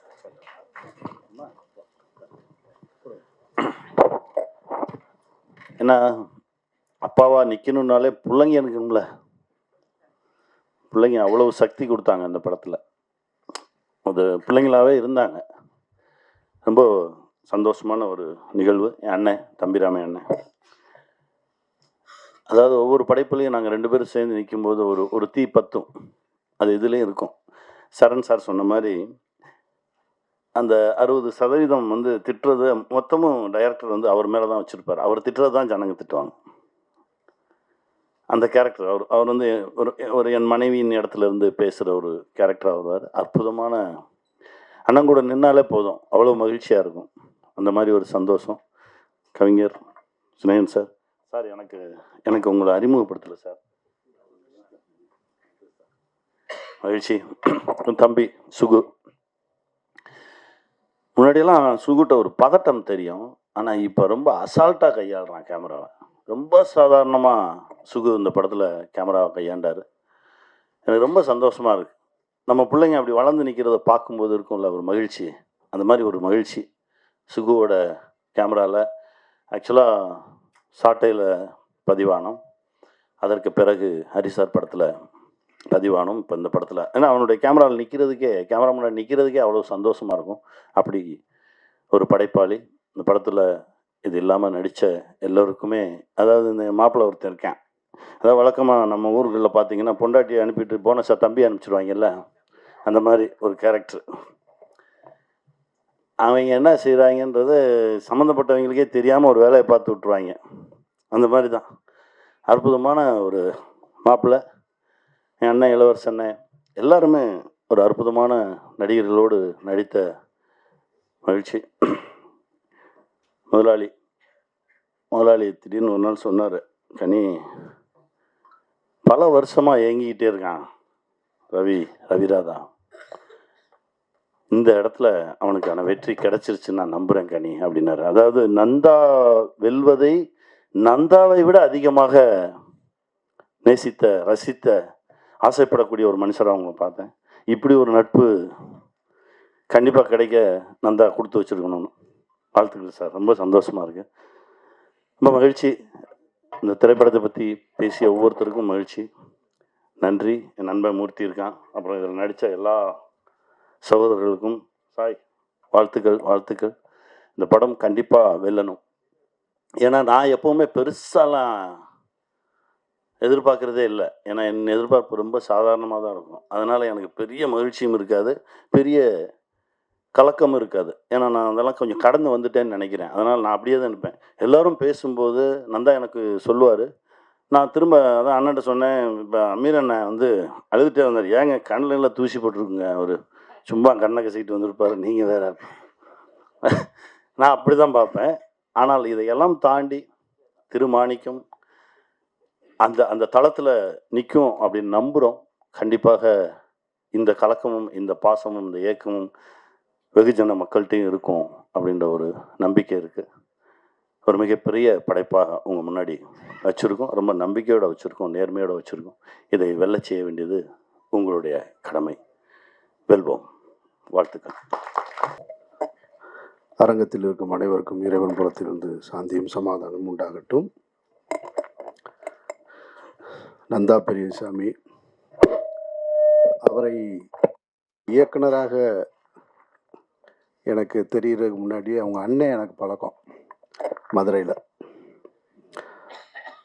அவருடைய தம்பி தான் நந்தா பெரியசாமின்னு எனக்கு தெரியாது. ஸோ நந்தா பெரியசாமியை முதல்ல சந்தித்தது வந்து இந்த கலசா டப்பிங் தியேட்டரில் நான் ஒரு படம் ஒர்க் பண்ணிகிட்டு இருந்தேன் கீழே யுவன் சங்கர் ராஜா கூட. நந்தா பெரியசாமி மேலே கல்லூரியின் கதை மிக்சிங்கில் இருந்தார். மிக்சிங்கில் இருந்தவர் கீழே வந்து யுவன்கிட்ட பேசிட்டு போகும்போது, சார் நீங்கள் மேலே வந்து பாருங்கள் அப்படின்னாரு. மேலே போய் பார்த்தேன். அந்த இன்ட்ரோல் பிளாக் சீக்வன்ஸு காமிச்சார். அது ஒரு எஃபெக்ட் தான். ரொம்ப பிரமாதமாக இருந்துச்சு. எஃபெக்ட்ஸ்லாம் போட்டு நல்லா இருக்குது. ஷார்ட்ஸ் எல்லாம் ரொம்ப நல்லா இருந்தது. அந்த காலேஜு டவரு, அந்த டாப் ஆங்கிள் அதெல்லாம் ரொம்ப இன்ட்ரெஸ்டிங்காக இருந்தது. டேக்கிங்ஸே ரொம்ப இன்ட்ரெஸ்டாக இருந்துச்சு. அப்புறம் படம் முடியுமா, அந்த படம் ரிலீஸ்க்கு முன்னாலே வந்து அந்த படத்தை பற்றின டாக் கொஞ்சம் அதிகம் இருந்தது. ஒரு புது டைரக்டர் நல்லா வந்திருக்காரு, நல்ல படமாக இருக்குது அப்படின்னு சொல்லி. அப்போ நான் வந்து நந்தாவை கூப்பிட்டு என்னுடைய கம்பெனிக்கு ஒரு படம் பண்ணி கொடுங்கன்னு ஒரு 1 லட்ச ரூபா அட்வான்ஸ் கொடுத்தேன். அந்த கதையை பின்னாடி சொல்கிறேன். 2 லட்சமா ஞாபகம் இல்லை, நேர்மையாக சொல்கிறாரு. ஆனால் படம் தான் பண்ணி கொடுக்கல. 2 லட்ச ரூபா அட்வான்ஸ் கொடுத்தேன். இப்போ படம் ரிலீஸ் டைமில் இதே லேபு தான், பிரசாத் லேபு தான். தெலுங்கு நல்லா இருக்குது, கொஞ்சம் அவங்களுக்கு பணம் ஷார்ட்டேஜ் தேவைப்படுது. பணம் ஷார்ட்டேஜ் இருந்தது. சௌத்ரி சார் அப்போ என்னோட ரொம்ப நெருக்கமாக இருந்த நேரம். அப்போ அவர் என்கிட்ட சொல்கிறாரு, என்னப்பா இந்த படம் ஏதோ நல்லா இருக்குன்னு சொல்கிறாங்க. ஏன்னா இப்போ நான் கூட மிக்சிங்கில் கொஞ்சம் பார்த்தேன் சார், நல்லா இருந்துச்சுன்னு. சரி அப்போ நீ போய் தெலுங்கு வாங்கிறியா, அவர் என்ன விலை சொல்கிறாங்களோ சொல்லிவிட்டு வாங்கிருங்கன்னு. இப்போ நான் வந்து இங்கே நின்றுட்டுருக்கேன் அவருக்காக. வந்து நின்று என்ன நந்தா இருக்கார், ஆர்யா இருக்கார் இங்கே, அவரும் நின்றுட்டுருக்காரு ரிலீஸுக்கு. எல்லாருமே நிற்கிறாங்க. அப்போ நான் கேட்குறேன் நந்தாவை கூப்பிட்டு, பணம் ஏதாவது ஷார்ட்டேஜ்னா, சௌத்ரி சார் பணம் கொடுத்துருக்காரு, அது செக்கு கொடுத்துருக்காரு, ஐயா போய் வர சொல்லியிருக்காரு, எதுனாலும் கொடுத்துக்கலாம் அப்படின்னு, நீங்கள் யோசிக்காதீங்க கொடுத்துருங்க அப்படின்னு. அவர் தம்பிராமையா அண்ணன் சொன்னது மாதிரி அவர் அப்படி தான் பேசுவார். அப்படியா சார், அது சொல்லிடுங்களா சார், நான் அது என்ன அவங்க ப்ரொடியூசர் பேசிகிட்டு இருக்காங்க சார், நான் பார்த்துக்கலாம் சார். என்ன நடிக்கிறானா இல்லை உண்மையாக? இப்போ வரைக்கும் அப்படி தான். இதே மீட்டரில் அந்த விரலை வேறு இப்படி வச்சுக்கிடுவார். அவர் இப்படி தான் பேசுவார். அப்போ எனக்கு என்னென்னா, ஒரு பெரிய ப்ரொடியூசரு தெலுங்கில், அப்போ ஒரு சௌத்ரி சார் சூப்பர் குட்டில் தெலுங்கில் ரீமேக் பண்ணிக்கிட்டு இருந்த டைம், நிறைய படங்கள் பண்ணிக்கிட்டு இருந்தாங்க. கொடுக்க வேண்டிய நந்தான்னு. அப்புறம் அவர் தெரில. அப்புறம் நான் கொஞ்ச நேரம் நின்று பார்த்துட்டு, நமக்கு ரொம்ப நேரம் நிற்கிறதுக்கு வேலைக்கு ஆகாது, நான் கிளம்பிட்டேன். அப்புறம் படம் ரிலீஸ் ஆயிடுச்சு. வழக்கம் போல் தான் நம்ம ஒரு பெரிய எதிர்பார்ப்போடு இருக்கும் பொழுது அந்த எதிர்பார்ப்பு கம்மியாகும் பொழுது அங்கேருந்து இதுக்கு இடையில் ஒரு சத்தியம் தேட்டரில் ஒரு படம் பார்க்க போயிருக்கேன். அப்போ அங்கே பார்த்து என்னை இன்ட்ரோவில் பார்த்துருக்காரு நந்தா. பார்க்குறாரு. பார்த்துட்டு, சார் ரிலீஸ் ஆகலை இன்னும் சார், நான் உங்களை விசாரித்தேன் வெளியில், எல்லோரும் நல்ல விதமாக தான் சார் சொல்கிறாங்க அப்படின்னாரு. என்ன கை நீட்டி அட்வான்ஸ் வாங்கிட்டு நல்ல விதமாக தான் சொல்கிறாங்கன்னா, இப்போ என்ன நினச்சி வாங்கினேன் நீ வாங்கும்போது? சரி நான் நினச்சி சிரிச்சுக்கிட்டேன், சரி மதுரைக்காரங்க அப்படி தானே இருப்பாங்க அப்படின்ட்டு. அப்புறம் அதுக்கப்புறமா வந்து அந்த படம் எதிர்பார்த்த ஒரு வெற்றியை பெறலை. ஆனால் ஒரு அடையாள படமாக இருந்துச்சு. பாட்டு நல்லா இருந்தது, ஆர்யா நல்லா இருந்தார், டேக்கிங்ஸ் நல்லா இருந்தது. அப்புறம் நான் வந்து இந்த யோகியை தொடங்கும்போது, சுப்பிரமணிய சிவா என் கூட சேர்ந்து யோகியை தொடங்கும்போது நந்தா தான் என் கூட வந்து இருந்து அந்த படத்துக்கு முழுக்க கோ டைரக்டராக ஒர்க் பண்ணார் யோகியில். ஆனால் அப்போ சொன்னார், சார் இந்த படம் வேணாம் சார் உங்களுக்கு அப்படின்னாரு. நான் சொன்னேன், இல்லைன்னு. 2 பேர் தான் எனக்கு அந்த படம் வேணான்னு சொன்னது. ஒன்று பொன்வண்ணன் சார் சொன்னார், இன்னொன்று நந்தா சொன்னாங்க. நான் சரி இல்லை கமிட் பண்ணிட்டேன் நான் சுப்பிரமணிய சிவாவுக்கு. பிக் பின்னு ஒரு மலையாள படத்தை ரீமேக் ரைட்ஸ் வாங்கி பண்ணுறதா இருந்தோம். அதை எடுக்கலான்னு சொல்லி எடுக்கும்போது, இல்லை வேணாம் இன்னொரு கதை பண்ணலான்னு சொல்லிட்டு நான் கனி எல்லாம் போய் உட்காந்து மதுரையில் பாண்டியன் ஹோட்டலில் உட்காந்து ஒரு அருமையான ஒரு ஸ்கிரிப்ட் கனி அடிக்கடி சொல்லுவான், அந்த படத்தை எடுக்காமல் விட்டீங்களேண்ணே நீங்கன்னு. ஒரு நல்ல கதையை எல்லாம் எடுத்து முடிச்சுட்டு எழுதி முடிச்சுட்டு சாங்லாம் கம்போஸ் பண்ணியாச்சு. முடிச்சுட்டு வரும்போது சுப்பிரமணிய சிவா திருப்பி வந்து, அண்ணே இந்த வேற ஒரு படம் பண்ணுவோம்னு ஆரம்பிச்சார். சாங்கெல்லாம் கம்போஸ் பண்ணியாச்சு, இப்போ வந்து இதுன்னு அப்படி மாறினது தான் அந்த யோகி. அப்போ சொன்னார், பொன்வனனும் சொன்னார் வேணான்னாரு, நந்தாவும் வேணான்னாரு. ஆரம்பிச்சிட்டோம், சரி ஒரு டைரக்டர் கமிட் பண்ணிட்டோம், அனௌன்ஸ் பண்ணியாச்சு, நிறுத்த வேணான்னு அப்படி எடுத்தோம். அதில் நடிச்சிருப்பார் நந்தாவில், இது யோகியில் நந்தா நடிச்சிருப்பார். இப்படி தான் நந்தாவுடைய எனக்கு ஒவ்வொரு படம் பண்ணும்போதும் ஆனால் அவர் முயற்சியிலே இருப்பார். எதையாவது புதுசாக பண்ணணும்னா அப்புறம் சார் இந்த இடம் விட மாட்டேன் சார், இந்த இடம் பாருங்கள் வேறு படம் பண்ணுறேன் பாரு அப்படின்னு மாற்றி யோசின்னு ஒரு படம். அப்புறம் மாற்றி யோசின்னு படம் பண்ணார் பயங்கரமாக. அவர் ரொம்ப ஆனால் நம்பிக்கையோடு தான் பேசுவார் ஒவ்வொரு படத்தையும். அப்புறம் நான் படம் பார்த்துட்டு ஐயா டைட்டிலை மட்டும் மாற்றி யோசிச்சிருக்க, படம் கொஞ்சமாவது மாற்றி யோசிக்க மாட்டியாங்க நீ, என்ன நீ இப்படி பண்ணுற.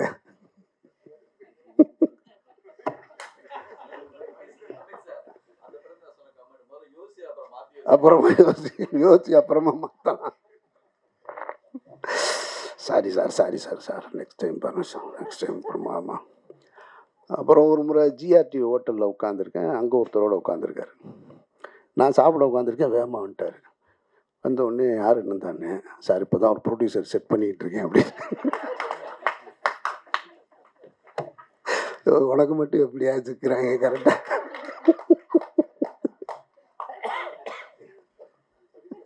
அவர்கிட்ட என்ன சொல்லிட்டு வந்தாருன்னு தெரியாது, என்னைய பார்க்க.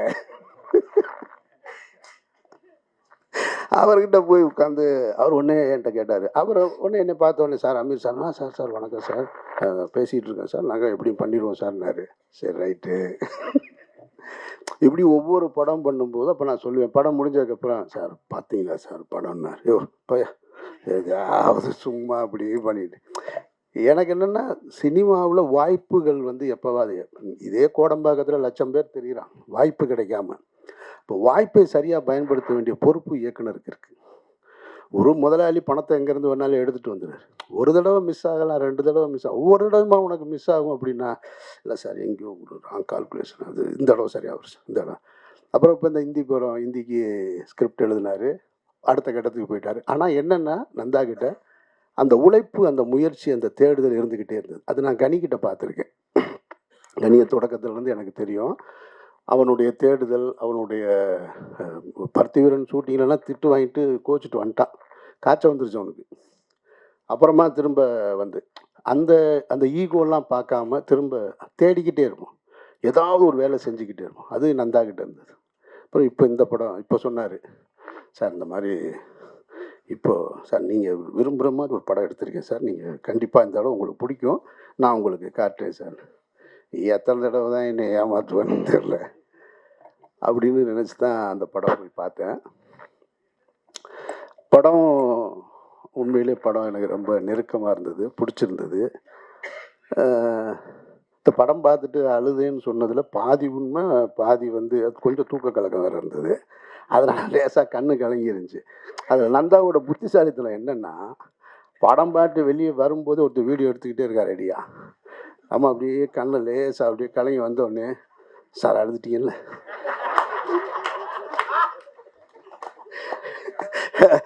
இப்போ அந்த வீடியோ வேறு எடுத்துக்கிட்டு இருக்கான், இல்லைன்னு சொன்னால் என்ன ஆகுறது? சார் அழுதுட்டீங்கல்ல, சார் அழுதுருக்கீங்க சார், இல்லை நந்தா சார் தெரியுது சார் அழுதுறீங்க, என்னையா வலு கேட்டால் அழுது விட்டுருவ போல. ஆனால் படத்தில் ஒரு காட்சியில் நான் கண் கலங்கிட்டேன். அது இந்த குழந்தை, 2வது குழந்தை ஒரு கட்டத்தில் பேசும், அந்த இடத்துல கண் கலங்கிட்டேன். படமும் இறுதி அந்த இதுவும் வந்து எனக்கு ரொம்ப, மொத்தத்தில் படம் வந்து எனக்கு ரொம்ப நெருக்கமான பிடிச்ச படமாக. இப்படி ஒரு படத்தை எடுக்கணும்னு நான் ஆசைப்பட்டுக்கிட்டு இருந்தேன். நந்தா கரெக்டாக அந்த படத்தை செஞ்சுருக்காரு. அது அவங்க குடும்பத்தாருக்கு நான் சொல்லுவேன். அந்த இடத்த ரீச் பண்ணிட்டு, இப்போ இந்த படம் எவ்வளோ பெரிய வெற்றி அடையும், எவ்வளோ வசூல் கொடுக்கும், அதெல்லாம் நம்ம கையில் இல்லவே இல்லை. அதெல்லாம் நம்ம பார்க்க வேண்டியதே இல்லை. வெற்றி அடையுது, அதுவும் தேவையில்லை. நாம் நினச்ச ஒரு இடத்த அடையிறோமா, நான் நினச்ச வேலையை செய்கிறோமா, அந்த பொருள் மற்றவங்களுக்கு திருப்தியாக இருக்கா, அப்படித்தான் நான் பார்ப்பேன் படத்தை. அந்த அளவுக்கு ஒரு தகுதியான படமாக இங்கே இதுக்கு முன்னாடி இயக்குனர்கள் பேசுனதெல்லாம் சொன்னால், விக்ரமன் சார் சொன்னது போல் வாழைக்கு பிறகு ரொம்ப மனதிற்கு நெருக்கமான படம் திருமாணிக்கம்னு சொன்னால் அது மிகையாக. லப்பர் பந்து பார்த்தா லப்பர் பந்து கம்ப்ளீட் கமர்ஷியல், அது நான் ரொம்ப ரசித்து பார்த்த படம். ஆனால் மனசுக்கு ரொம்ப நெருக்கமாக இருந்தது வாழைக்கு பிறகு இந்த படத்தை தான் நான் பார்க்குறேன். படத்தில் இருக்கிற கதை, அந்த வடிவகரசி அம்மா இந்த மொத்த கதையும் சொல்லிட்டாங்க. படம் பார்த்த எங்களுக்கு தான் தெரியும். அது இதில் என்னென்னா, ப்ரொடியூசருக்கு 1 மணி நேரம் தான் கதை சொன்னாராம், வடிவகரசி அம்மாவுக்கு 2.5 மணி நேரம் சொல்லியிருக்காங்க. அவங்க சொல்கிறாங்கன்னா படம் பார்க்கலன்னு, பார்க்காத படத்தை கதை இவ்வளோ சிறப்பாக சொல்கிறாங்கன்னா எப்படி அழுத்தியிருப்பார், அப்போ எப்படி ஒருத்தவங்களை கன்வின்ஸ் பண்ணியிருப்பார் பாரு. அப்போ நான் சொன்னேன், நான் கண்ணிட்ட பக்கத்தில் கூட சொன்னேன், 2.5 மணி நேரம் சொல்லியிருக்காங்கன்னா சம்பளத்தை எப்படியாவது குறைக்கிறதுக்கு முயற்சி செஞ்சுருப்பாப்புல நினைக்கிறேன். பெரிய போராட்டமாக தான் இருந்திருக்கும் போல இருக்கு. பயங்கரமான ஆள். அப்படி பேசுகிறதுல அந்த உண்மையிலே கண்டுபிடிக்க முடியாது இப்போ வரைக்கும். தம்பிராமையா சொன்னதில் ஒரு உண்மையிலே நடிக்கிறாரா, உண்மையாக இருக்காரா, இப்போ வரைக்கும் கண்டுபிடிக்க முடியல. நான்லாம் ஒரு ஆள்கிட்ட கொஞ்ச நாள் பழகினா தெரிஞ்சிடும். கண்டுபிடிக்க முடியாத ஒரு ஆளாக ஒரு மிஸ்ட்ரியிலே இருக்கிறது நந்தா பெரியசாமி. ஸோ அந்த படத்தோட கதை ரொம்ப சாதாரண விஷயந்தான். அறத்தோடு வாழ்கிறது, ஒரு மனிதன் நேர்மையாக வாழ்கிறதுன்றது.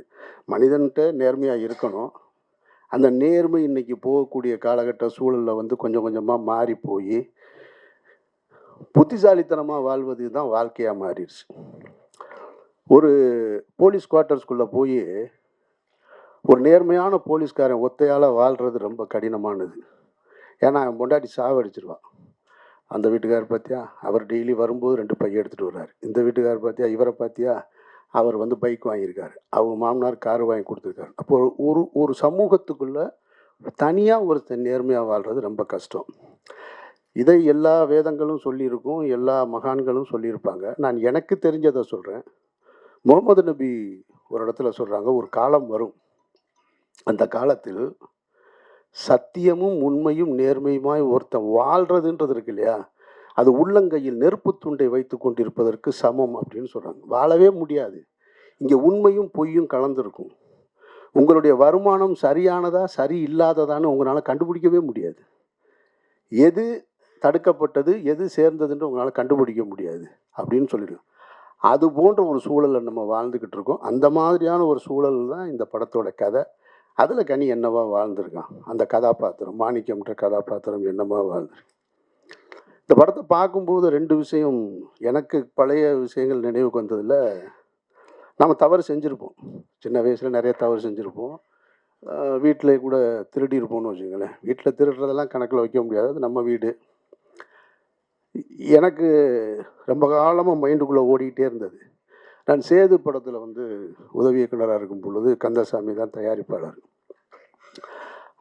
இந்த காஸ்டியூம் பர்ச்சேஸுக்கெலாம் நான் போவேன். நான் அவர் கொஞ்சம் காசு கம்மியாக தான் கொடுப்பாரு. ரொம்ப நிறையா செலவு பண்ணுற தயாரிப்பாளர் கிடையாது. அப்போ காஸ்டியூம் பர்ச்சேஸ் போகும்போது நம்ம கூட இருக்கவங்க இருப்பாங்கள்ல, நம்ம சும்மா தான் கூட இருப்பான்ல அப்படின்னு ஒரு சட்டையை பார்த்தோம்னா, சார் எடுத்துக்கங்க சார், இப்போ என்ன சார் அப்படியே கம்பெனி கணக்கில் போயிடும், யார் சார் பார்க்க போகிறோம் அப்படின்னு சொல்லி இந்த மாதிரி ஒரு 2 சட்டையை எடுத்துட்டேன் நான். இப்போ இந்த படம் பார்த்தோடனே கந்தசாமி அவனை பார்த்து அந்த சட்டைக்கான காசை கொடுக்கணும்னு தோணிடுச்சு. இது எப்படி கொடுக்காம போகிறது அப்படின்ற ஒரு இதை கொஞ்ச நாளாக மனசில் வச்சுருந்தேன், கொடுப்போம்னு. அப்புறம் இன்னொரு புத்தி ஒன்று சொல்லும்ல, இவர் சம்பளமே கொடுக்கல, இவர் அதனால் என்ன கழிச்சுக்கலாம் அப்படின்னு நம்மளை நாமளே தேத்திக்கிடுவோம் இல்லையா. அதுதான் அனன்யா கதாபாத்திரமாக இருக்குது. அதாவது 2மா இருந்து கத்தி மேலே நடக்கிற மாதிரி. இப்போ கந்தசாமியான பார்த்து 2 சட்டை, இப்போல்லாம் 20 சட்டை 20 வேஷ்டி எடுத்து அவர் கையில் கொடுத்துட்டு மன்னிச்சிருங்கன்னு கேட்கணும் போல இருக்குது. அப்போ படம் பார்த்த உடனே அந்த தாக்கத்தை ஏற்படுத்துது. அதே போல் என்னுடைய கல்லூரி காலம் முடிஞ்ச உடனே என்னுடைய நண்பர் ஒருத்தருடைய கடையில் எனக்கு வேலை கொடுத்தார். ரொம்ப நெருங்கின நண்பர். அவர் பேர் தாளமுத்து. அப்போது சிகரெட்டுக்கு காசு வேணும் இல்லையா, சிகரெட்டுக்கு காசு இல்லாமல் அப்போ மதுரையில் அந்த கீழமாசீதி பஜார் இருக்கும். அந்த பஜாரில் பார்த்தீங்கன்னாக்க சில்லறைன்னு தனியாக கொண்டு கொடுப்பாங்க. சில்லறை கிடைக்காது. இந்த 4 8 எல்லாம் சேர்த்து வச்சு ஒரு பொட்டமாக கட்டி கொடுப்பாங்க. அது லிங்குசாமிக்கு தெரியும்னு நினைக்கிறேன். இந்த மாதிரி சில்லறை கொண்டு கொடுத்தா அதுக்கு ஒரு கமிஷன் கொடுக்குறது. அந்த மாதிரி வாங்கி சில்லறை வாங்கி வைப்பாங்க. அப்போ சிகரெட்டுக்கு காசு இல்லைன்னா என்ன செய்வேன்னா, அப்படி பீரோவில் சில்லறை போட்டுன்னு இருக்கும் அப்படின்னு ஒன்று எடுத்துகிட்டு கிளம்பிடுவேன் நான். அது ஒரு 25 ரூபா 4 நாவாக இருக்கும். கொண்டு போய் 4 நாவாக கொடுத்து கிங் சைஸ் தான் வாங்கி குடிக்கிறது. திருநகாசில் கிங் சைஸு. இப்போ அது யோசிக்கிறேன் நான். இப்போ அந்த நண்பர்கிட்ட போய் சொல்லணும், அப்போ உங்கள் கடையில் நான் சில்லறை காசு திருடி இருக்கேன், சத்தியமாக அவங்ககிட்ட நான் திருப்பி கொடுத்துட்டு இல்லைன்னா மன்னிக்கவாது செய், ரெண்டில் ஏதாவது ஒன்று அப்படின்னு. இப்போ நான் இதை ஏன் பொது இடத்துல சொன்னால், இது ரெண்டையுமே அவங்க பார்க்கணும். அதனால தான் இந்த படத்தை பார்த்துட்டு நான் தனியாக அவங்கக்கிட்ட போய் சொல்லியிருக்கேன். எனக்கு இந்த இடத்துல சொல்கிறது சரின்னு தோணுது எனக்கு, அதனால தான் நான் இந்த இடத்துல சொல்கிறேன். அப்போ ஒரு மனிதன் தன்னை உணரணும், என்னவா வாழணும். வறுமையில் நேர்மையாக வாழ்கிறது இருக்குல்ல, அதுதான் இருக்கிறதுலே கஷ்டம். அப்படி வாழ சொல்லி கொடுக்குற படம் தான் இந்த படம். அது அப்புறம் வடிவுக்கரசி அம்மா, அவங்கள நான் வந்து ஒரு 82, 83 காலகட்டத்தில் சிகப்பு ரோஜாக்கள் பார்த்தேன், மதுரை சக்தி தேட்டரில். கமலஹாசன் ரசிகர், அதனால் நாங்கள் போய் உட்காந்துருவோம். நமக்கு என்னென்னா, இப்போ சின்ன வயசுலேருந்து கமலஹாசனை ரசிப்போம், ஆப்போசிட்டில் இருக்க ஹீரோயினை பிடிக்காது, கமலஹாசனை மட்டும்தான் அவன் ரசிக்கணும். அதில் உங்களுக்கு தெரியும் ரசிகர்கள்லாம் படத்தில் திரைப்படங்களில் வில்லன் வந்து ஹீரோவை ரஜினி சாரையோ கமலஹாசனையோ திட்டினா இங்கே கீழே இருந்து ஆடியன்ஸ் பூரா திட்டுவோம் நாங்கள் அந்த சின்ன வயசில். அது மாதிரி அவங்களுக்கு அதான் முதல் படம்னு நினைக்கிறேன் நான். ஒரு ரோஸ் கலரு ஒரு சில்க் ட்ரெஸ் மாதிரி போட்டிருப்பாங்க, ஃபஸ்ட்டு இன்ட்ரொடக்ஷன் ஷாட்டு, இன்டர்வியூக்கு வந்திருப்பாங்க. கமலஹாசன் சாரை ஒரு பொருட்டாகவே மதிக்காமல் அப்படி உட்காந்துருக்கு ஒரு கேரக்டர். எனக்கு இப்படி பார்ப்போம், யார் இந்த பொம்பளை, என்னத்தனாவட்டு தலைவர் முன்னாடி இப்படி உட்காந்துக்கிட்டு, அதில் சிகரெட்டு அப்படிம்பாரு அப்படின்னு அவர் சிகரெட்டுன்னு கேட்ட உடனே டக்குன்னு வாங்கிட்டு அப்படியே. அதுக்கப்புறம் பார்த்தா முதல் மரியாதையில் சிவாஜி சாரை அவ்வளவு அப்படி போகிற போக்குள்ள கையில் தள்ளுறது இருக்கு இல்லையா, அப்படி நடித்த ஒரே ஆர்டிஸ்ட் அவங்க. மிரண்டு போனேன் இந்த 2 படம், 2 ஆளுமைகளை. காலம் சினிமாவும் எவ்வளோ விசித்திரமானது பாருங்கள். அந்த படத்தை